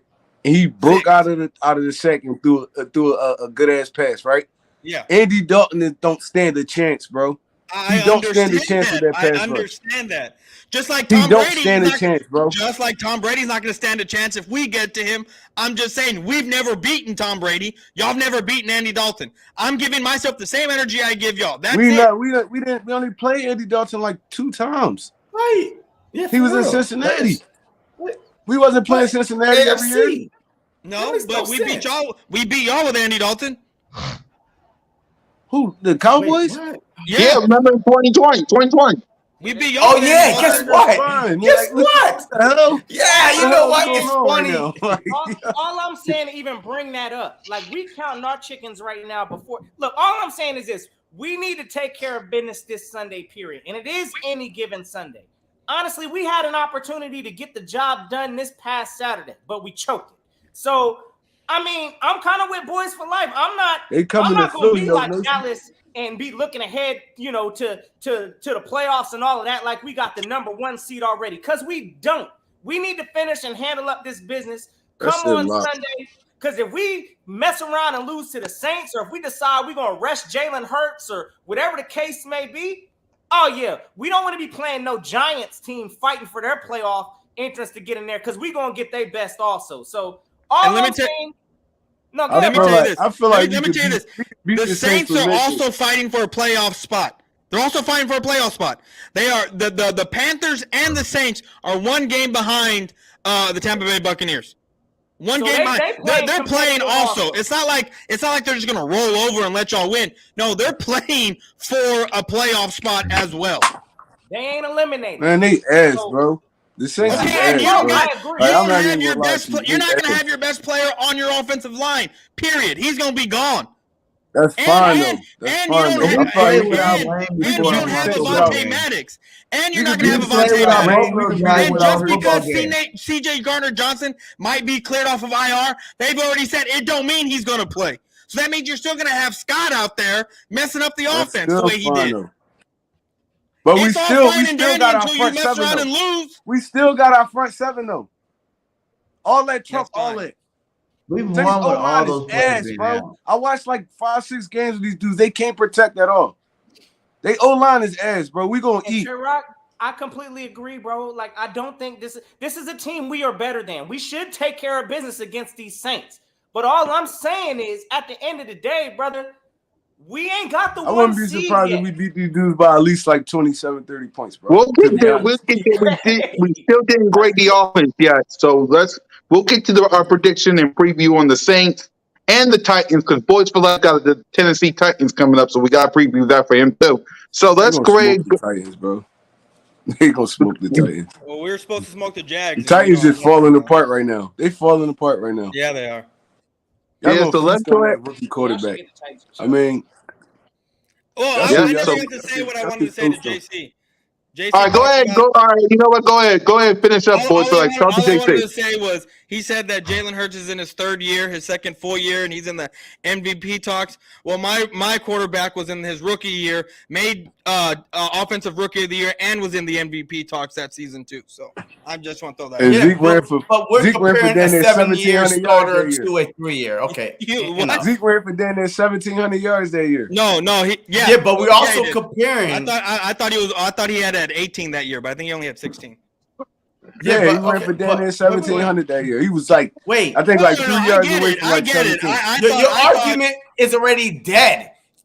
You're comparing Jalen Hurts, a third-year starter, if you call it that, whatever, to a 7-year starter, right? Okay, but my argument is dead. How is it dead? I'm talking about when you're talking about right now and how soon your argument is Jalen Hurts is only in his third year and he's already had the MVP talk, right? Who went back to Dak Prescott rookie year? Who went back there? I did. What the hell? That makes no sense. What do you mean it makes no sense? We are 2022. Yes, I'm not comparing Dak Prescott rookie year. Hold on, JC, I can understand that, but you said it's his third year and he's already in his MVP talk. My argument is it was his first year and he was already. So what I'm saying, I'm just using your logic. You're using a time frame. I'm talking about this year though. Okay, if you had said this year he's in an MVP talk without talking about how many years he's been in the league, I would have been like, you're right. Cool. But I'm talking about you're comparing how fast he's already in his MVP talks. Right? His third year. You're already talking about how quickly he's already been being talked about as the MVP. That's all I'm doing with Dak Prescott. We're comparing a 7-year quarterback to a third-year quarterback. That is, the argument is done. There's no way Dak Prescott has been in the MVP talks multiple years already. Okay. Congratulations. Once again. I don't even know what this argument's about. Honestly, I'm lost too. I'm lost. I'm lost. I would like to see this year. Jalen's better than Dak this year. Period. Each is their own. Right? Everybody gonna have their own fan opinion on which quarterback is better, and we unfortunately didn't get to see that this past Sunday. No. So hopefully we get to see that in these playoffs. Because definitely we gotta settle that. That has to be settled at some point in time. But hey, Cool Cat man, put me on this track so we can talk about this boy Miles Sanders real quick. Because I gotta talk to my brothers here also. I know Bird Gang. Hey, All right, before we get to yeah. I know you do, but before we do, let's get back on track and talk about the offense side of the ball. So we're going to grade Gardner Minshew and Dak Prescott, and we're going to talk, and then we're going to get to the playmakers because I know, Notion, you got a lot to say about that. So let's get to Gardner Minshew's numbers. Gardner Minshew was 24-40 for 355 yards, 8.9 average, 2 touchdowns, no picks. 2 touchdowns, 2 picks, my bad. No, he wasn't sacked. A 70.3 QBR and an 80 rating, I think. So, Notion, go ahead and grade Gardner Minshew. I mean, he getting a C just like everybody else. I mean, I understand. Yeah, look, it is what it is. That boy's performance was straight mid, in my opinion. Again, a lot of the things that I saw, he just doesn't have the it factor. Solid backup, which again, if we played a team like possibly, we might even be able to beat the Saints possibly with Minshew. I strongly believe that. Do I want to see that? Oh, no, I don't. I need Jalen Hurts back so we can lock this thing up. But at the same time, listen, Minshew, I mean, it was average in my opinion. I mean, I saw plenty of throws out there. Like I said, the 3 straight incompletions, just throwing it in the dirt, not even giving your receivers a chance. That was just sad to watch. And then that last throw I think I said it in my head. I know Minshew said it when he threw the ball, but a lot of people, just that last play, I heard in Minshew's head, he just said F it and just chucked it up. There was no, let me see what I could do, scan the field. He just chucked the ball up, and that was just threw it, yeah. It was absolute garbage. There wasn't even no pressure coming at him. Like, the pocket was clean, but at the same time, mid-performance. So I'm giving Gardner Minshew, I'm giving him a C. I'm going to give him a C. I know he threw some touchdowns, but he also had some picks. We can sit here and argue all day whose fault they was, but he still got him on his stat record, so he's getting a C from me. Brady G? Yeah, C. Because, like, Gardner, this was your chance, man. You could have went off into the sunset, won this football game, played a good game. Like, he looked shook the whole game. It was like, at the first quarter, I was like, he looked shook. He looked shook. But I was like, expecting that to go away, second quarter, third quarter, even fourth quarter. Come on now. You played a whole football game. I was looking for the shook look to get off of him, and it never did, man. Gardner Minshew, 2 interceptions, that fumble. Like he looked like the stage was too big for him. I'm giving him a C because I feel like the players made him look a lot better than what his, for the stats than he actually played out there. Like, he was not playing that confident football. He didn't have that confident swag about him throughout the whole game. So, our team, like I said, I've said that 100 times already. We would have definitely produced a lot higher, production out there with Jalen Hurts in the football game. Yep, JC. Yeah, hey, look, I have to agree with Notion and BG, but C-. Matter of fact, D. F that D. Look, the only reason why, Devontae Smith made amazing catches, man. Sideline catches. Minshew led him through hell, like rib shots, everything. Dallas Goedert, that catch he made, like, it was like third down, whatever.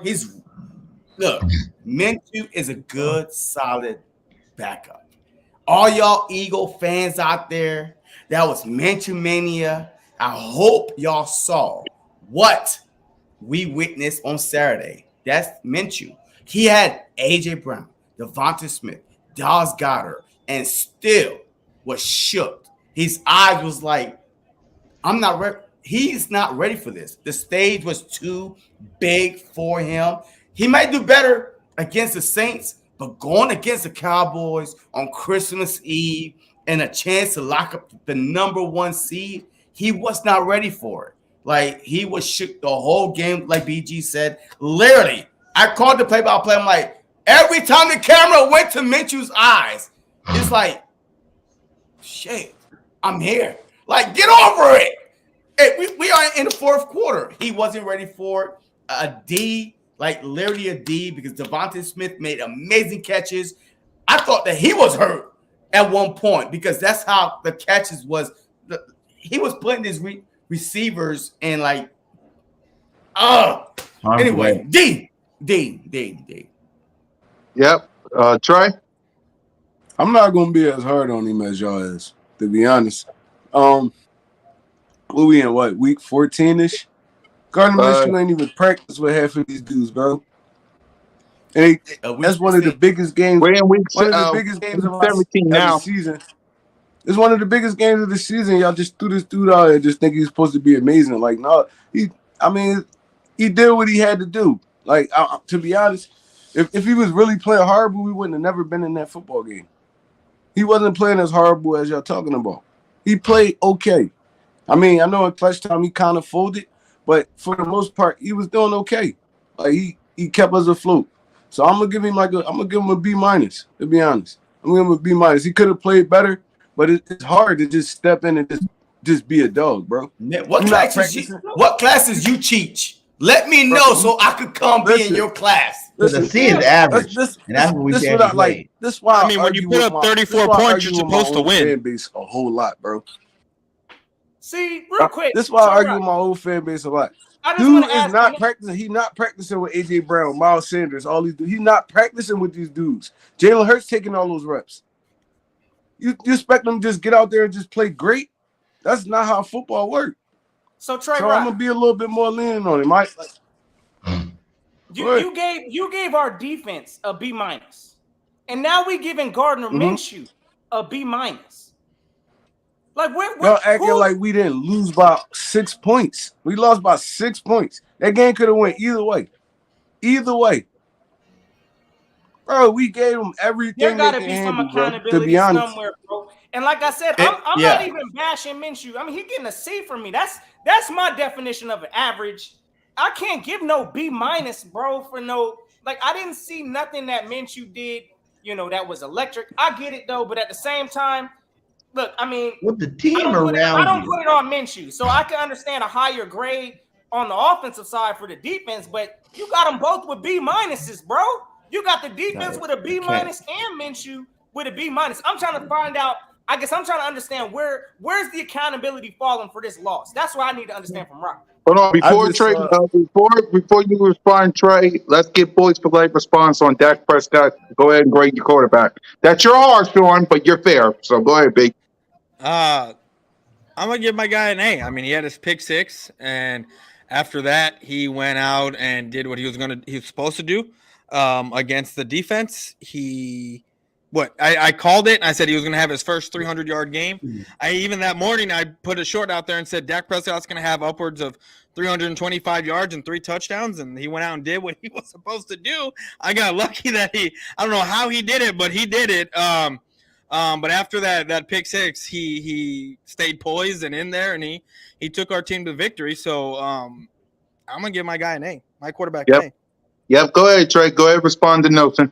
All I'm saying is you don't just throw for 355 yards and 2 touchdowns just by accident, bro. He played a good game. He played a good game. The turnovers killed us. He played a good game. Bro, I just seen one of the best football games this season, bro, to be honest. One of the best football games this season. And if your quarterback not playing at least okay, that never happens. So I can't be as hard on Minshew as y'all is right now.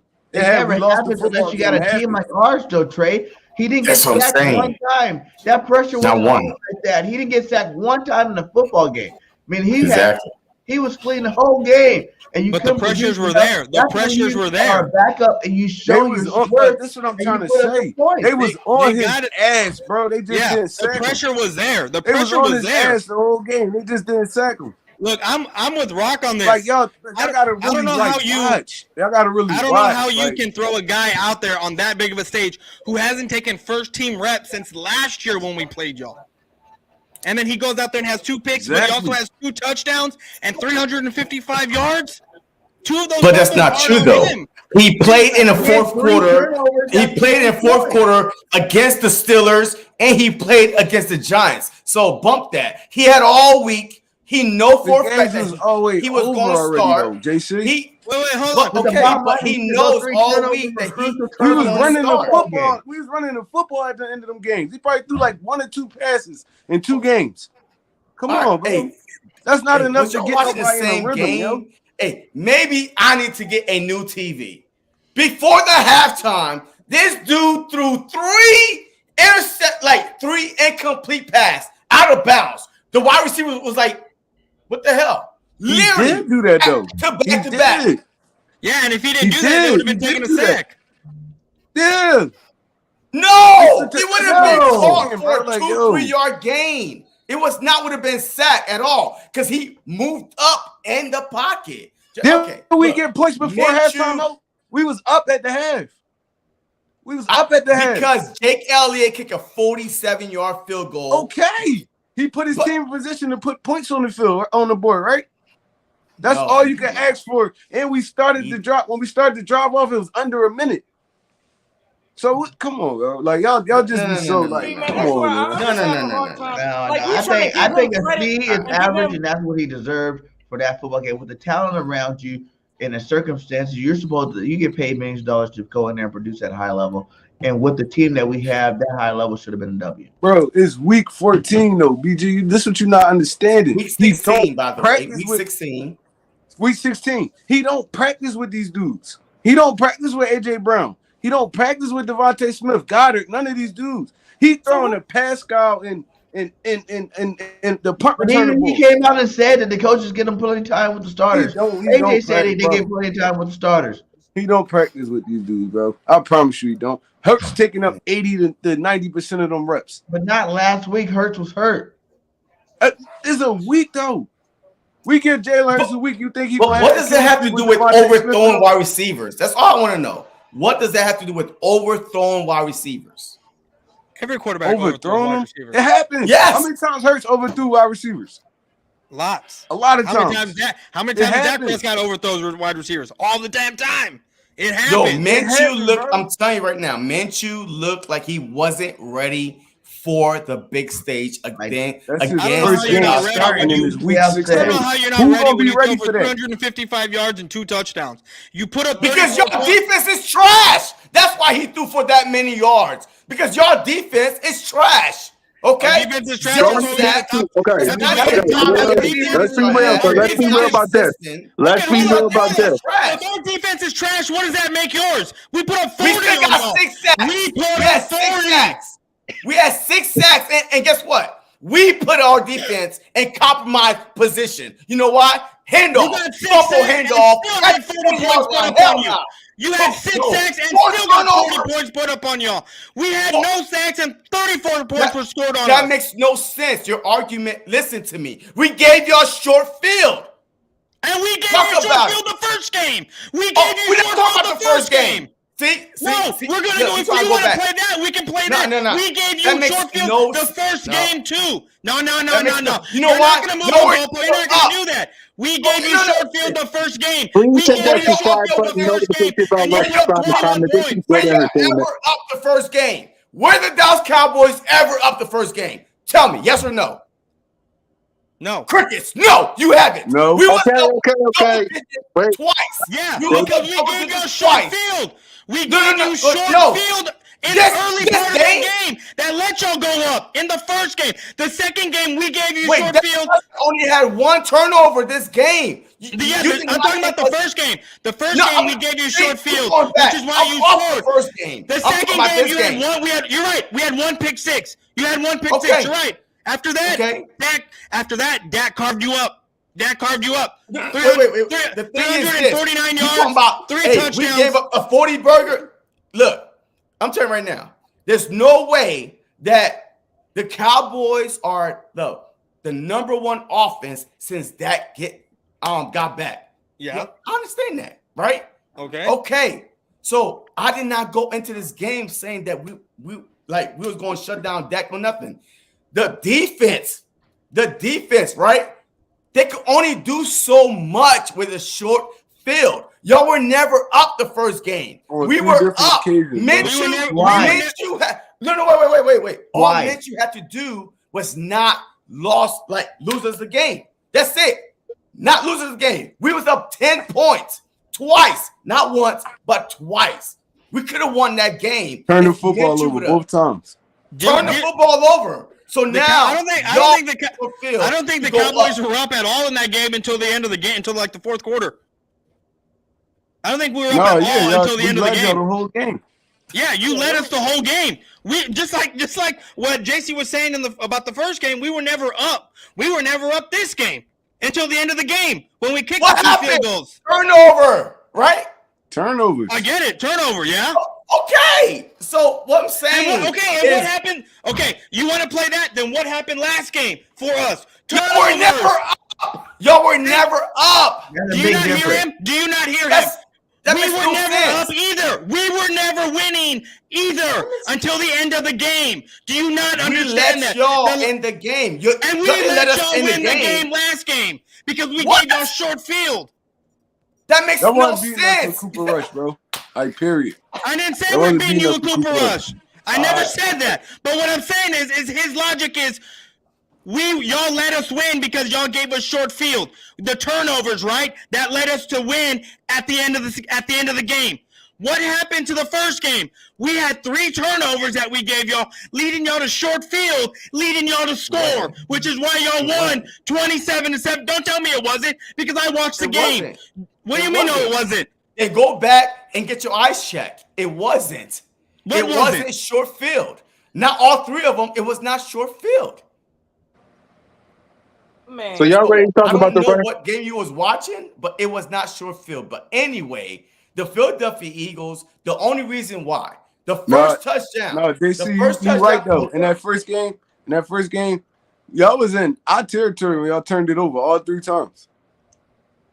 Y'all was driving the score. No, there was one of the first interceptions was on our side of the field. Nah, that was past the 50, boys for life. That was past the 50. Because our first one was Jalen Hurts only had 155. Jalen Hurts only had 155 yards passing that season. I mean that game. It was on short field. What does that mean? It was on short field. That's what I'm saying though. That's what I'm trying to tell you. Y'all defense is hampered right now because y'all injured. That first game, y'all was fully healthy. Y'all going into the playoffs injured. It's going to be a different game. Y'all going to have to score 1 million points to beat people now. That's what I'm telling you. And that's y'all fine. Have to score 1 million points every game. That's right. Dak, since he's been back, has been leading the league with the #1 offense in the league since he's been back. And he's leading the league in turnovers too. Game. I understand that. He's leading the league in turnovers. I understand that, but he's also leading the league in points scored or the offense. Dude got 13 interceptions in 8 games, bro. You understand that, right? And that's what's our record? 11-4. We're still 11-4, right? Fine. Y'all make up for it, but it ain't no making up for it in the playoffs, bro. You can't turn the ball over in the playoffs. You can't. It's a whole different game, and y'all gonna be playing in cold weather. It's gonna be way different. Bro, strap in. That's what I'm trying to tell you. Strap in. It's about to be a long off season for y'all. Again, it's about to be a long off season for y'all. I can't even. I don't know how it's gonna be a long off season when we're gonna be in the playoffs just like y'all are. So I don't. Oh yeah, it's gonna be a short off season. And hold on, before Nitro goes, before I know that for sure. I know that for sure. We making it to the second round. It's gonna be one and done for y'all. One and done. Go ahead, boys. Go ahead, boys. You want to say something real quick before we go? You're gonna sit there and say it's gonna be a long off season for us. Well, when this season ends, wherever it ends, y'all got 18 free agents that y'all gonna need to re-sign. 18 free agents. So your window for Super Bowl, your window for Super Bowl is the next 6 games or 4 games. How many games are left? That's your window for Super Bowl. What about our free agents? Hey, come on, man. Howie is a cap master. What about your own free agent? Let me guess. Because of Jalen Hurts. I know the reason why he's saying that. Because Jalen Hurts is going to get paid. Jalen Hurts is about to get paid, and a lot of you guys are not going to be Eagles next year. I'll tell you that right now. How can you even? We're going to resign who we need to resign them. Yep. How can you talk about that? Y'all have had y'all's window for how long now? Right? So for you to sit here and say that this is our window right now, just last year, y'all said we didn't have a window, but we made a window. And now, yes, we are in prime probably for years. We got a possible, top 10 pick we looking at potentially getting.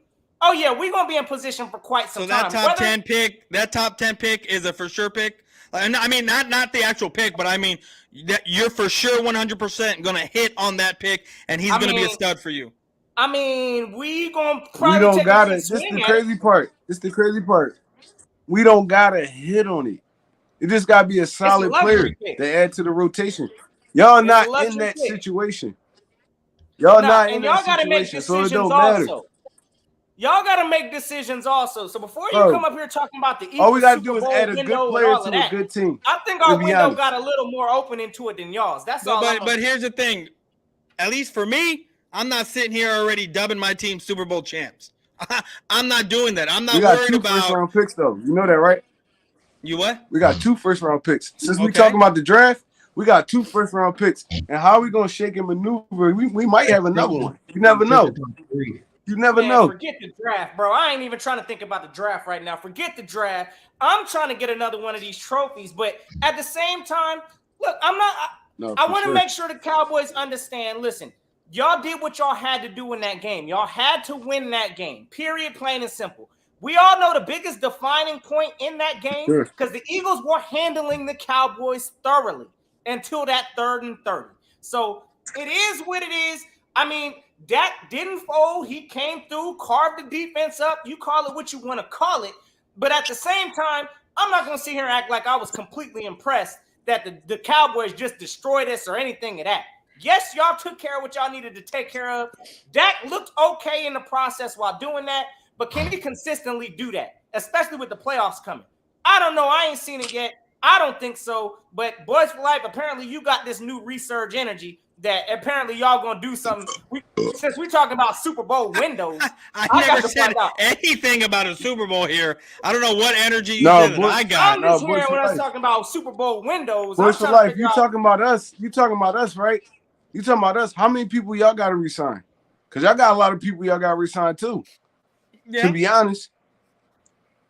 Yeah, but I'm not talking about. But I'm not talking about winning the Super Bowl this year. I'm not talking. I mean, I brought up windows. I brought up the window and whatnot. But y'all talk about it every year though. But I mean, not me. I'm talking about me. I'm talking about me. I don't talk about it.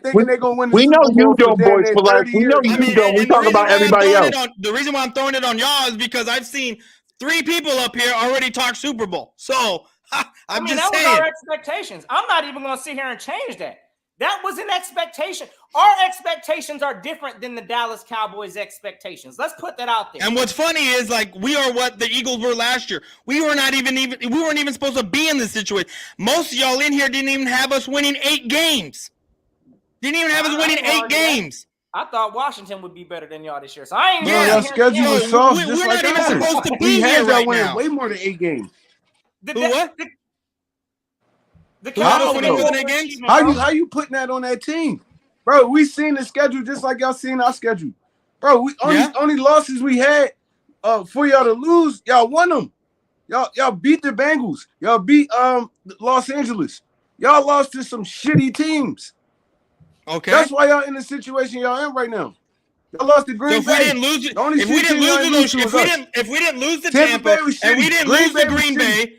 Okay, if we didn't, okay, you're making my point. What I'm saying is that we aren't supposed to be in this situation. I'm saying the point I'm trying to make is y'all beat the teams that we thought y'all was gonna lose to, and y'all lost to the teams y'all wasn't supposed to. That's not our fault. That's your fault. Okay, but what? Okay, I don't know what we're arguing about here, but what I'm saying is that y'all did not even have us winning 8 games this year. We were not even supposed to be. Who didn't know? Who didn't? Eagle fans. Who didn't have y'all winning? I know Notion didn't have us winning 8 games. I know a few Eagle fans that I made bets with didn't have us winning 8 games. There's a bunch of y'all that didn't have us winning 8 games. A bunch of y'all had the Giants over the Cowboys. A bunch of y'all had Washington over the Cowboys.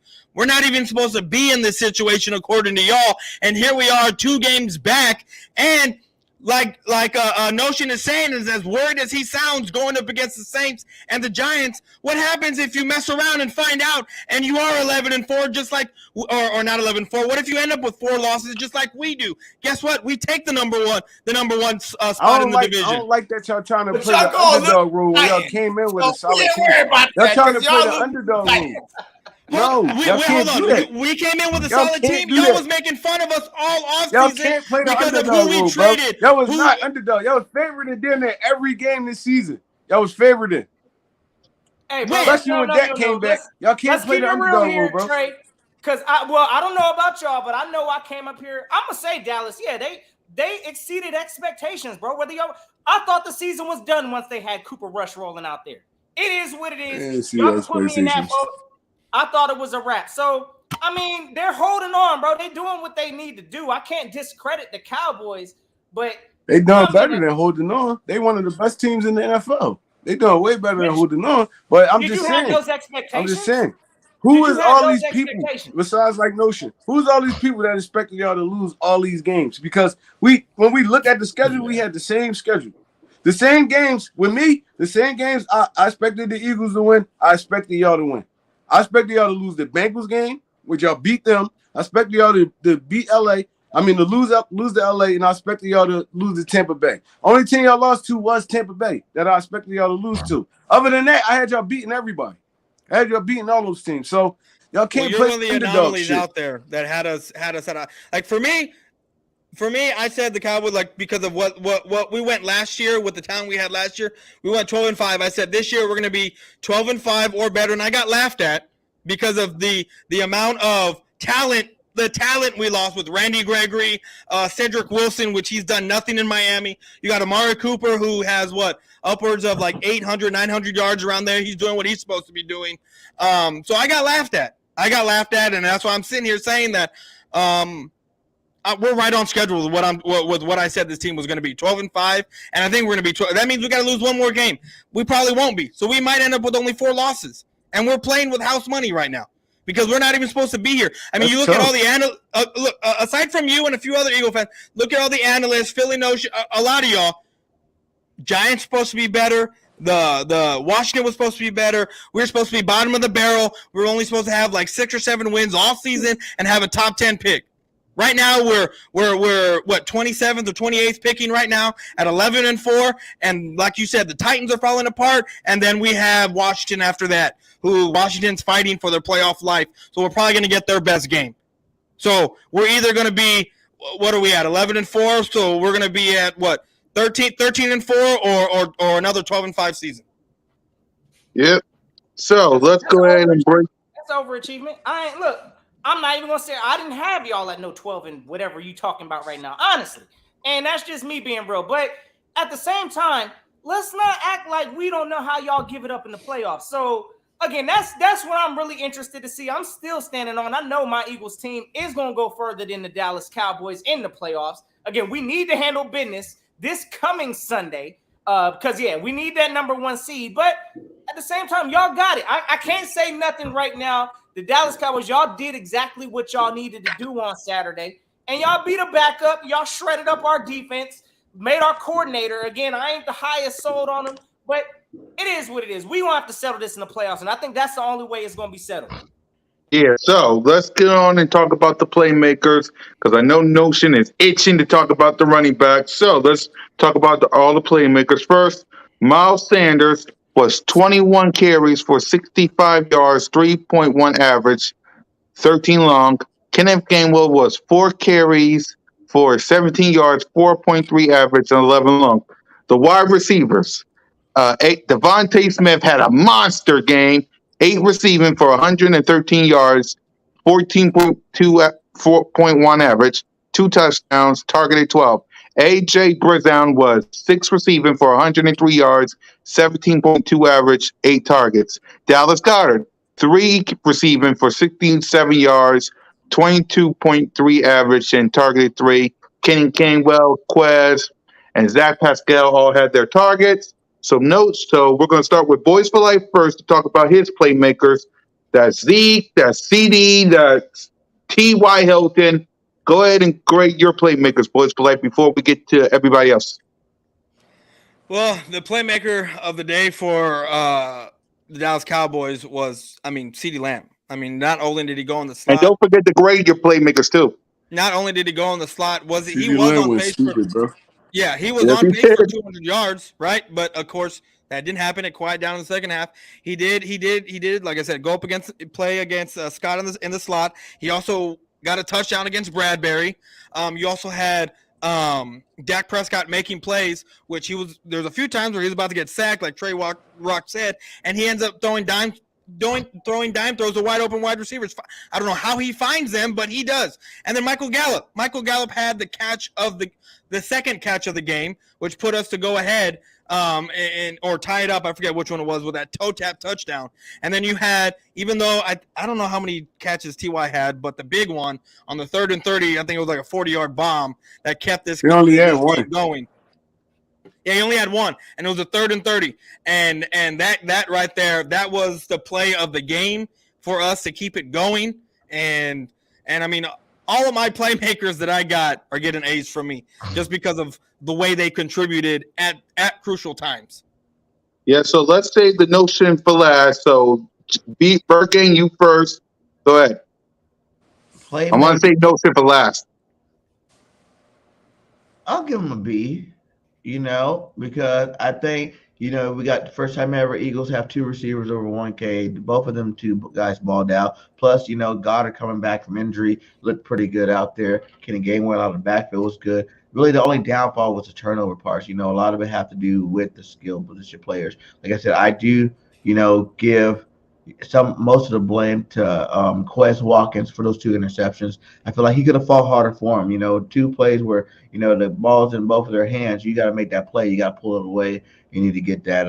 You have to keep the ball for your team. And then with the Miles Sanders fumble, Boston Scott. Do you want to say it's Minchie? Do you want to say it's Boston? Whoever. So the playmakers as a whole, they played good, but they turned it over in crucial situations. So I give them a B. JC. Yeah, I'm with BG, man. I mean, look, the playmakers, they did what they had to do, man. Like, they made Gardner Minshew look better than he played. This whole 355-yard passing, I understand, but did you watch the game?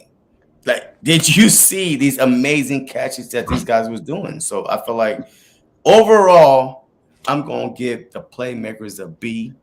The fumble hurt us a lot, Miles Sanders, but he took it on the chin, admitted it, and we'll see how we bounce back. But as a whole, the playmakers for the Eagles, a B. For Dallas, man, CeeDee Lamb was cooking us, man.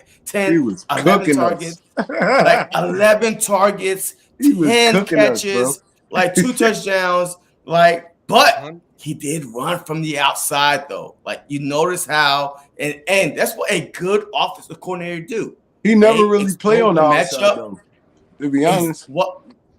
And that's why people have an issue with him being a number 1, right? Because outside dudes, like the number 1s play outside. But the slot with Cooper Kupp, with me and Cowboys. We're talking about earlier, the game evolves so much though, bro. Because it does. It evolves so much. Like, why would you want him to be out there if he could do more damage in there? So you can't say he's not a number 1 wide receiver. And then going against Scott too. Like, why would you not put your best wide receiver, who's a slot specialist, as one of the guys says, going up against one of your worst corners on your team? You know what I mean? I can understand if your other 2 wide receivers were ass, but they're competent and good. They're good wide receivers, which allows you to put CeeDee Lamb where he needs to be to excel. And the Cowboys took advantage of it. Yeah, absolutely. I would give the Cowboys overall that their offensive, because your CeeDee Lamb was good.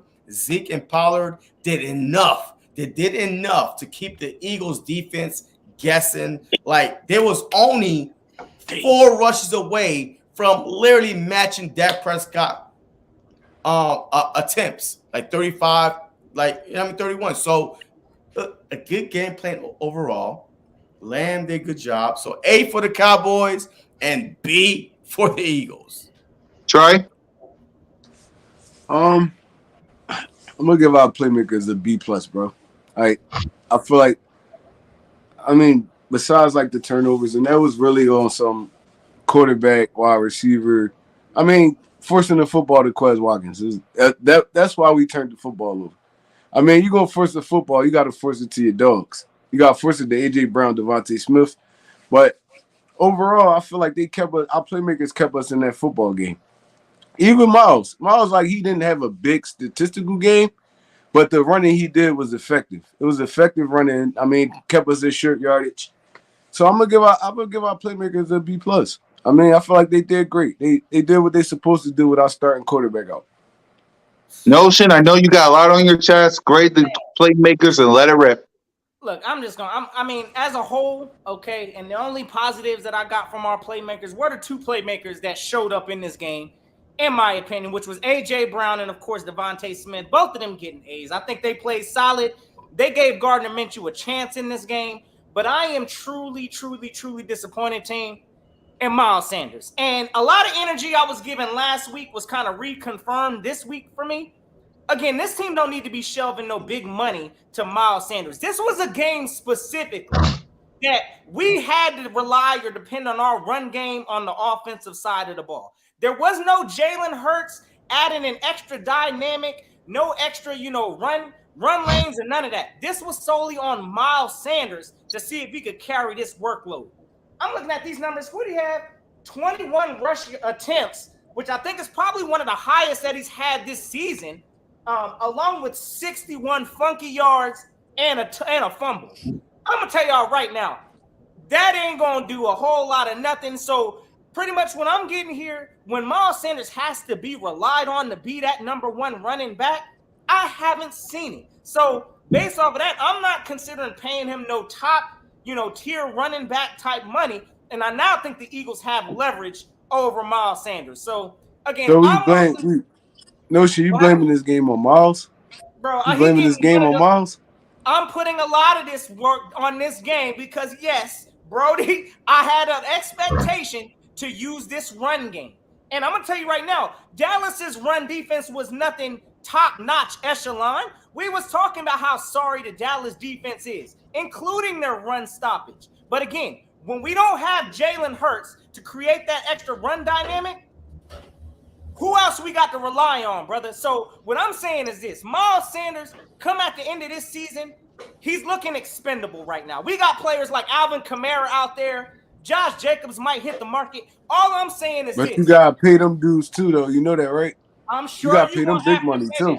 You will have to pay them some kind of money. But I'm going to tell you right now, unless Sanders is taking some kind of a discounted rate, unfortunately, I can't. Look. We need Jalen Hurts for this run game to thrive, is what I'm seeing. Go ahead, Rob. You know that. Now I'm just saying, you know that don't make sense though, right, Notion? Because you're gonna not pay your homegrown dude, but you're gonna bring somebody off the street and pay them big money. Because Kamara looking for big money, Jacobs looking for big money. It's gonna be the same thing. Going that route, brother. I might even draft something.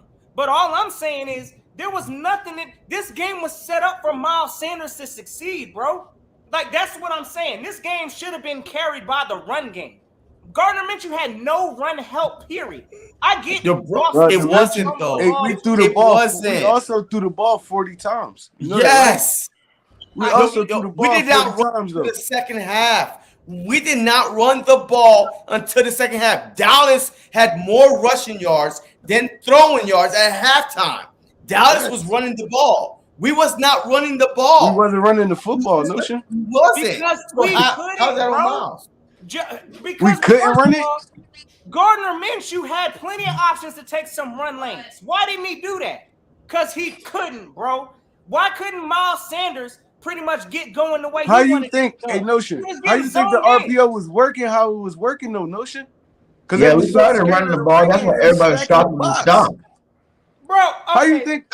You running on 8-man. Miles Sanders was running on 8-man boxes the whole game, bro. Exactly. They keyed in on him. I mean, like what? And that's how Gardner Minshew had 355 passing yards. That's what I'm trying to tell you. They didn't want Booby spinning. It worked hand in hand, bro.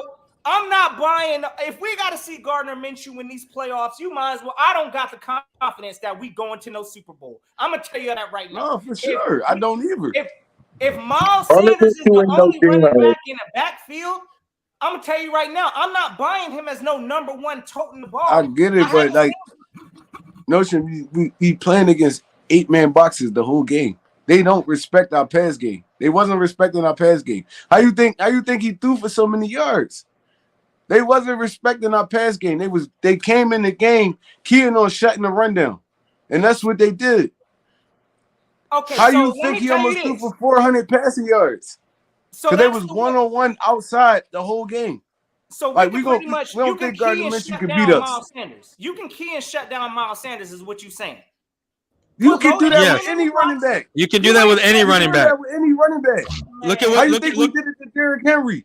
Look at what Jones. Look at what Saquon any of the Barkley. defenses did to the Cowboys in 2018 when we didn't have no passing game. We're doing wide receiver by committee. What did they do in 2018? They stacked the box so Zeke couldn't do what Zeke does, and they made Dak Prescott beat him with his arm, and he couldn't, which is why we were 3-5, and then ended up going and trading for Amari Cooper. Bottom line, Any running back can get that stopped. kind of game plan. You can't take that game plan and when you playing against Jalen Hurts, because he could beat you with his legs and his arm.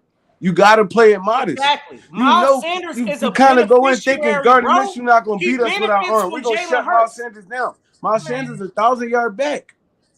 Because of why? Because of Jalen Hurts out there making these boys respect. It's not because of Jalen Hurts. Jalen Hurts helped. He helped. But it's not because of him, though. He helped. Miles Sanders is a dynamic running back. Y'all acting like Miles ass. It's both, but Jalen definitely does help him. He helped him for sure. But now Boo's a beast. Boo's a beast. He helped him. Here's my thing on Miles Nelson. Here's my thing on Here's my seasons by accident. Here's my thing on Miles Sanders. Here's my thing on Miles Sanders, and I get what all you guys are saying, but this is my thing on Miles Sanders. If Miles Sanders goes to free agency and a team like, let's say, Bill Belichick use him, or the Rams use him, or another, I'm just using hypothetical, another team use him, and he balls out, and we draft the running back, and he don't have the same style as Miles Sanders. We're going to be looking at ourselves on this show with Simone. Happy holiday, Simone, by the way. On this show saying, why in God's name did we get rid of Miles Sanders? And then we're going to have to play him on next year. We're going to have to play Miles Sanders the one next year. And we're going to be looking for a running back for another 5 years. If Miles Sanders goes out and balls out on another team, if Miles Sanders goes out and balls out on another team because y'all don't want to re-sign him, or he's getting 60 yards on 21 carries or anything like that, that falls on the coaching staff. That doesn't fall on anyone else. If he can't get, you know what I mean? Like, that falls on the coaching staff for not being able to scheme him correctly or call the correct plays for him to get those yards. I mean, when they're not focused. Imagine Miles Sanders. Look, imagine this, though. Imagine Miles Sanders in that 49ers offense, that run game. Oh, my God. He's a 15, 16-yard, 100-yard running back. Easy. And I feel like, look, I'm going to say this. I feel like y'all don't use him enough because y'all don't want to pay him. That's what I'm thinking. Exactly. That's where I'm going. That's what's going on. Keeping that price low. Watch Miles Sanders go to Kyle Shanahan or Bill Belichick. And he's going to be a dog. Miles Sanders really a dog in this got league. the leverage over Sanders, bro. That's all I'm saying. They have that leverage over They don't have the leverage, though. Actually, Notion. They have the leverage here. Wait a minute. Hold on, Trey. Let me say this. They could decide to not pay him, right? They could decide to not pay him and he leave. They had the leverage here. They don't have the leverage over this dude because he hit the free market. Free agent market. Somebody gonna pay this dude. But also Notion. Actually, Miles Sanders got the leverage because he can sit there and look at the Eagles and say, "I gave y'all 1,000 yards rushing. I gave y'all 1,000 yards rushing." The last time a running back. What'd you say, B?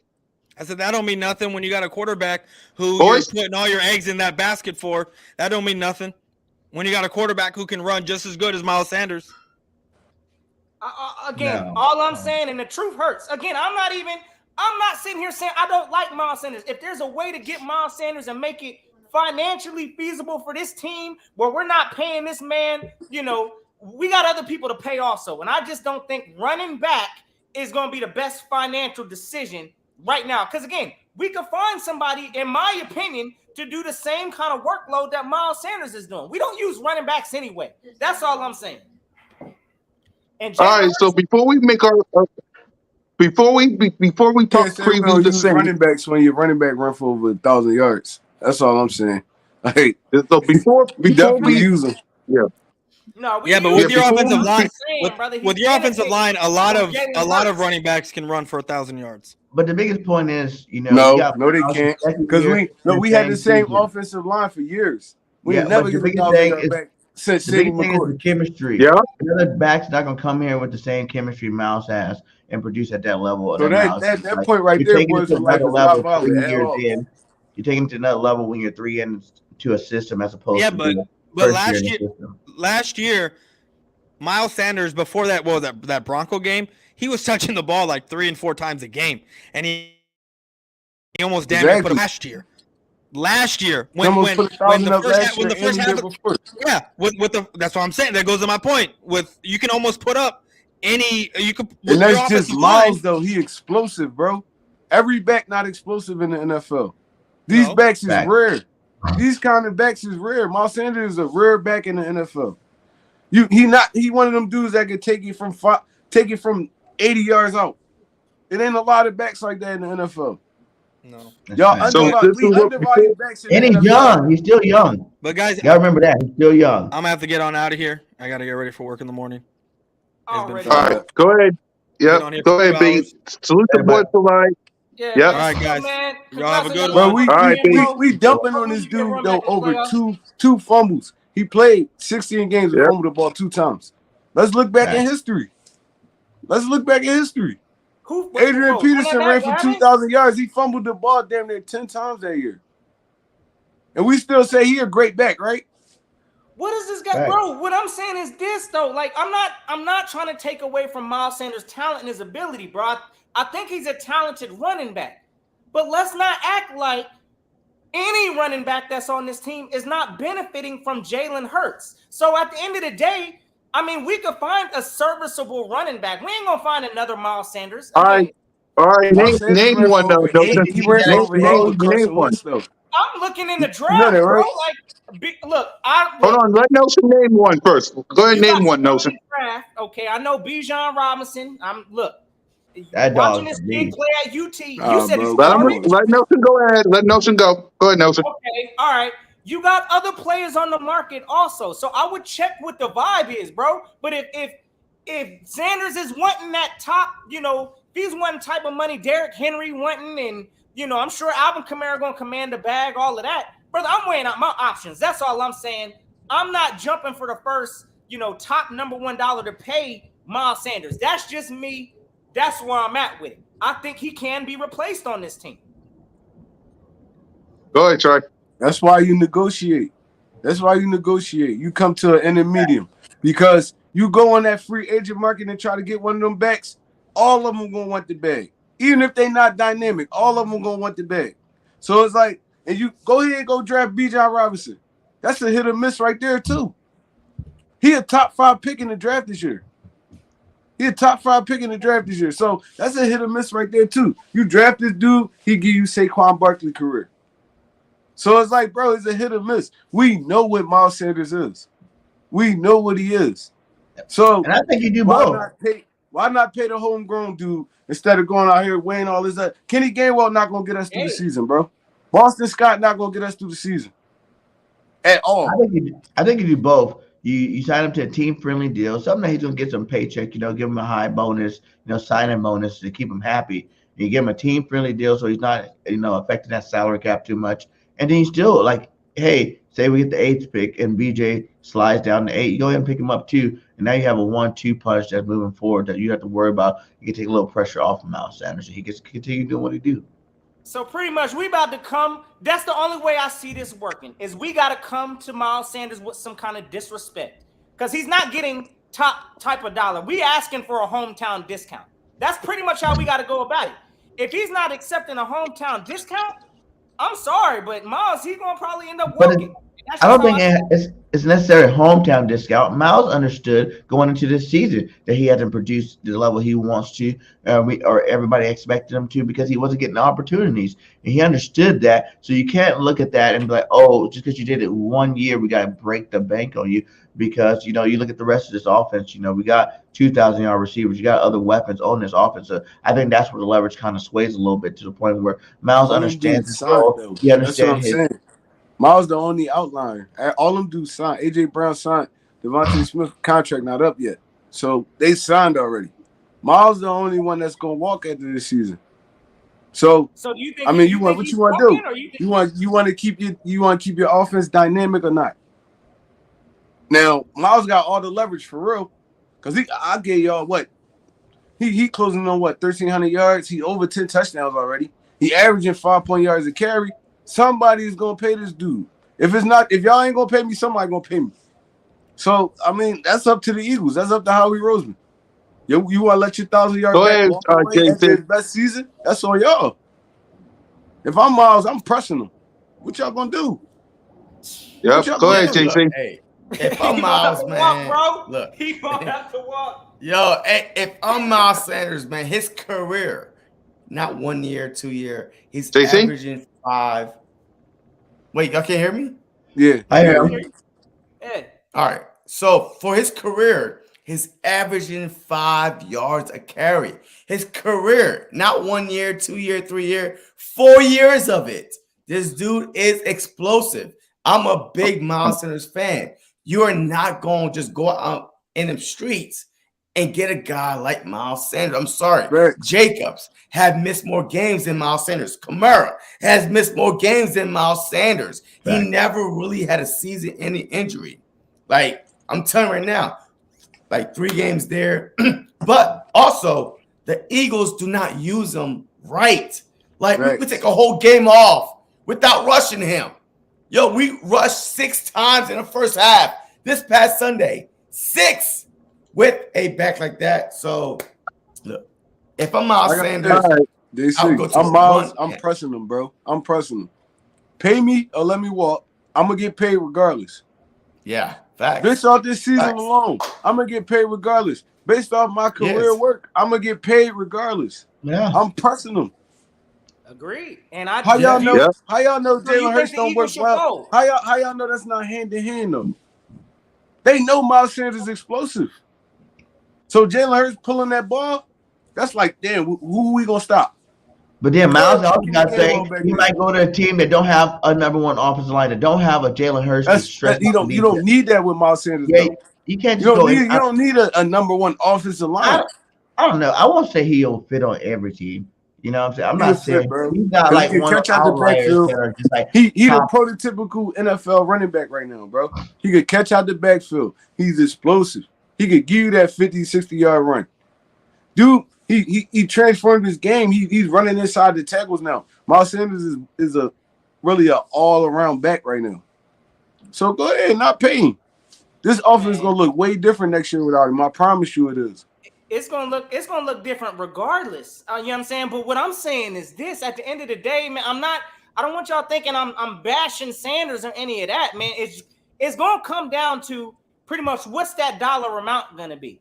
And I don't blame Miles Sanders if he ain't getting the bag. He's, if we're coming at him with some disrespect, absolutely he needs to walk and get his money elsewhere. But hey, look, I'm not paying as a Howie Roseman, I guess, trying to understand what he's doing. I'm not paying that huge bag to Miles Sanders because, again, I think Jalen Hurts is the reason for some of those numbers that Miles Sanders has exploded onto this year. It is what it is. Yeah, can't say that though. This why I say you can't. This why I say you can't say that because dude was on verge his rookie year with Carson Wentz to rush for over 1,000 yards. That's why you can't say that. Like you can't now. If he was like in the 5, 4-ish hundreds range, and then he just exploded. He been a sturdy back though, since he been here. So it's like, bro, like I get it. Jalen Hurts helped the run game. He helped it. Why wouldn't you run more because of Jalen? When Carson Wentz, we didn't run it as much. You know what I'm saying? Like and Carson still almost trying to air it out all the time. Though. That's what I'm trying to say. But the reason why he wasn't even getting that many carries because Jared Howard was our main back. But the only reason why he did it for sure was because with Jalen in his offense, we do run the ball a little bit more. It's different. It's a different dynamic in the run game. But it's like, bro, all like Lamar Jackson, every running back that played behind Lamar Jackson had success because he can run. That's the NFL. It opened up more lanes. But y'all trying to sit here and say Miles Sanders is like really not viable. And I don't really like that, bro. Like, bro, like it's crazy. This dude really like one of the best backs in the NFL. One of the best backs in the NFL. If he's not top 5, he at least top 10. But y'all gonna just let dude walk over a couple of $1 billion. Like, all those other years, we're all mad that he wasn't getting the carries, and it just so happens to be now that Jalen Hurts is on the team, he is getting the carries. Even last year, it was kind of Jalen. Even last year, it was kind of Jalen's fault that Miles ain't crack 1,000 yards. To be honest, and we're gonna keep it 100. It was Jalen's fault, bro. He was, bro. That run pass out a lot of the times. It might have been Jalen's fault. He didn't get no touchdowns. It was Jalen's fault. He didn't get 1,000 yards. Part, I don't know. It was his fault, bro. So, yep. So go ahead. Let's talk about the new. You guys, what are you saying, Notion? No, I'm just, again, man, I respect it because at the end of the day, again, I know Miles Sanders. He is a playmaker. I'm not going to take none of that from him. But at the same time, apparently we don't know how to use running backs in the city of Philadelphia.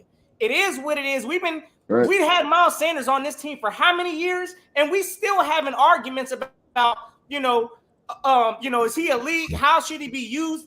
If we knew how to use a running back, we wouldn't have none of those questions. And it is what it is. But right now, we ain't figured out how to use a running back. I don't see that changing no time in the future, especially with us having Jalen Hurts also running. So I'm just not going to be paying Miles Sanders no top tier money if that's what the asking goal is. But if he comes here for a discount, it is what it is. Of course, I want Miles Sanders back on this team, but I don't see it financially happening. And I'm bracing right now. That's all I'm saying. And I'm not saying major discount, but you know how he likes to will and deal. He'll give you that bonus to help you get your pockets fat, and then take some. That's what I want to ask y'all. Situation. That's what I want to ask y'all. What's major money? What's major money in y'all mind? Go ahead, no respond to it.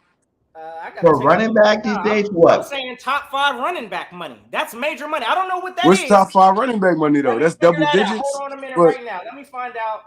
Right now, I want to say, isn't it CMC? Isn't he the highest paid running back in the league right now? Who? Christian McCaffrey? Yeah.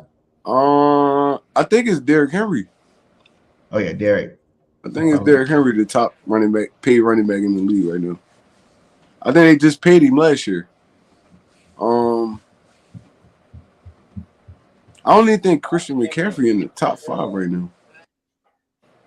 You got players like, how much is Nick Chubb getting? Like, you got some players that's out there. Nick Chubb, yeah. You know what I'm saying? And you got, just looking at stuff like just from past. So how about 6-7 million a year? That's too much. That's too much, Notion. I mean, again, I got what's the finance again? Yeah, Zeke tab at 18 mil right now. Zeke, 18 million a year. 18 million a year. Oh Zeke tab 18 million right now. That's a discount. 18. I'll say a fair deal would be like 14 million. Yep. I'm taking stuff like that. I consider, look, 9 million, 7 million between that range. Absolutely. You can come back. That's cool. But the moment, that's cool, yep. The moment, boom. Once you start getting into them double digits, that's when they get a little tricky. And I think Miles Sanders deserves that. Honestly, he deserves to get his bag. So, like, when it comes down to that, this either you taking 10 million or less. If you asking for 10 million and plus, good luck, brother. I see Miles Sanders possibly walking. That's where my number is. I can agree with you though. I can agree with you, but I feel like it's gonna be a big mistake to let this dude walk though. If you don't got no backup plan. Yeah, we let Shady walk. Yep. We let Shady. No. No, we traded him. We traded him. Kelly did that. I think Chip Kelly did that. But yeah, that was a whole different regimen. My apologies. At the same time, he let D-Gats go, McCoy go. He was tripping. So, yeah, he let 2 of his top playmakers walk though. He let D-Gats walk and Shady. Yeah. Yeah. So And let's go Macklin, ahead. he traded Macklin. Yes, he did. So let's Chip go ahead Kelly and was make trying to turn his whole team into Oregon. He wanted to be the Oregon Ducks. exactly. Right? Thank God he's gone. Thank God he's gone too. So let's go ahead and preview this game and make our predictions. Notion, preview the Eagles game and make your prediction. All right, so we got the Eagles versus Saints again. Look, Jalen, I'm hoping my man comes back ready to play this one. We need to close it out. I'm tired of playing around in the rest of the year. Let's get this last win that we need to get in the link against the Saints. I'm ready to see the hats and the shirts get busted out. NFC, East champions. Y'all know what time it is. So I need to see all of that at the link. I think that's probably why we didn't want to win it in Dallas. We didn't want to just, we didn't want the celebration out there. But, hey, look, I see the Eagles taking this game. I think we beat them pretty handily. I'm going to say Eagles, I'll give us 31. I'm going to get a Saints. I'll give them 14. I think they'll come up with a couple touchdowns potentially. But it is what it is. I got us handling this team thoroughly against the Saints. Go and put it out there. 14 Saints, 31 Eagles. BG? Yeah, man, this Saints team, I know they're battling for a playoff spot. Defense looking all right over there. Dalton's got some weapons that he's trying to work into there. But I really feel like this team built different. We're way better than Saints. I feel like we can even beat them with Gardner Minshew. The rest of this team is good enough to do it. I feel like it's going to start out kind of like I always say, it's going to start out kind of chippery in the beginning because they're going to always give us their best shot. We are in the end of the season when people are fighting for playoff spot. So the first half won't look as well as we would like it to look. But I do think the Eagles pull away in that second half, and we win this football game 35-17. JC? Yeah, look, hey, I'm with everybody, man. I feel like the Eagles should and will win this game, especially the way we went toe-to-toe with the Dallas Cowboys, one of the best defense in the NFL. We went toe-to-toe with them. I do not see the Saints putting up 40 points on us. So I'm saying Eagles is winning this game 41. I always go 17. 41-17. Yep, I already made my prediction on Coop Cat Mitch. For those who don't know, I said 31-10 Birds, if y'all wanted to know. So, yep, go ahead, Trey. I feel like we lock up that number one seed in the link, bro. I don't feel like, bro, like me watching the Saints this year, and I watched a few of their games. They can't protect.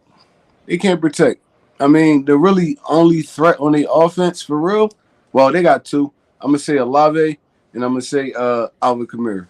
Yeah. Now, if they come out with that and they running the football down our throat, it's going to be a long day. I don't see that happening, though. So, I mean, like I said, we stop the run, and then we feast on Andy Dalton. Andy Dalton is not mobile at all. Bro, this game, we could win this game without Hurts, to be honest. I feel like they should sit him. Let him rest up a little bit more, and then play him that last game of the season, probably like 1 or 2 quarters, and then get him out of there just to get back in his rhythm and stuff. But, I mean, I feel like we lock up the number one seed this week. I mean, the Saints don't got enough to beat us. There you go. What's the score prediction? My score is, I'm going to say 27-10-ish. There you go. Eagles Nation, I get it. The Cowboys ruined your Christmas. They ruined your holiday season, but fear not. We getting Chauncey Gardner-Johnson back, hopefully. We'll see about my quarterback, and I forgot to say this. Jalen Freaking! Cross our fingers for him. Exactly. Show the shirt, BG. Show the shirt. Exactly. It's show the shirt. Listen, Eagles Nation, exactly. Fear not, Eagles Nation. We're reinforcements are on the way. All we got to do is beat the Saints, and we clinch the East. We clinch the number one seed and home field advantage. Let's get this stuff. I better not see 1/3 and 4 and 30 or 40 at the link, because I will go to the NovaCare complex and I will get arrested when I get my hands on Gannon. But salute again, by the way. I will.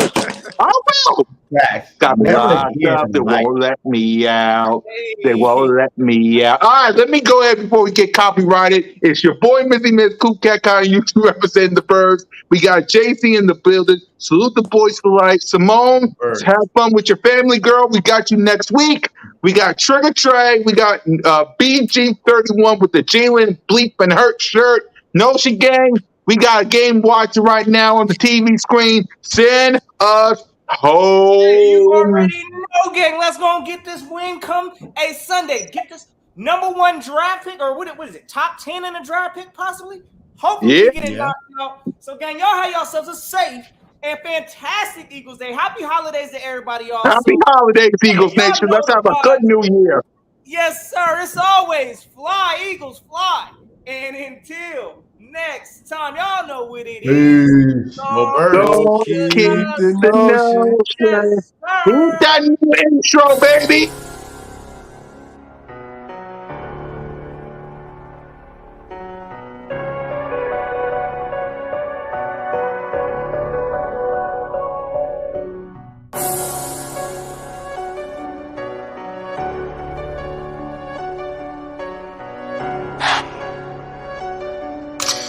Red Beast.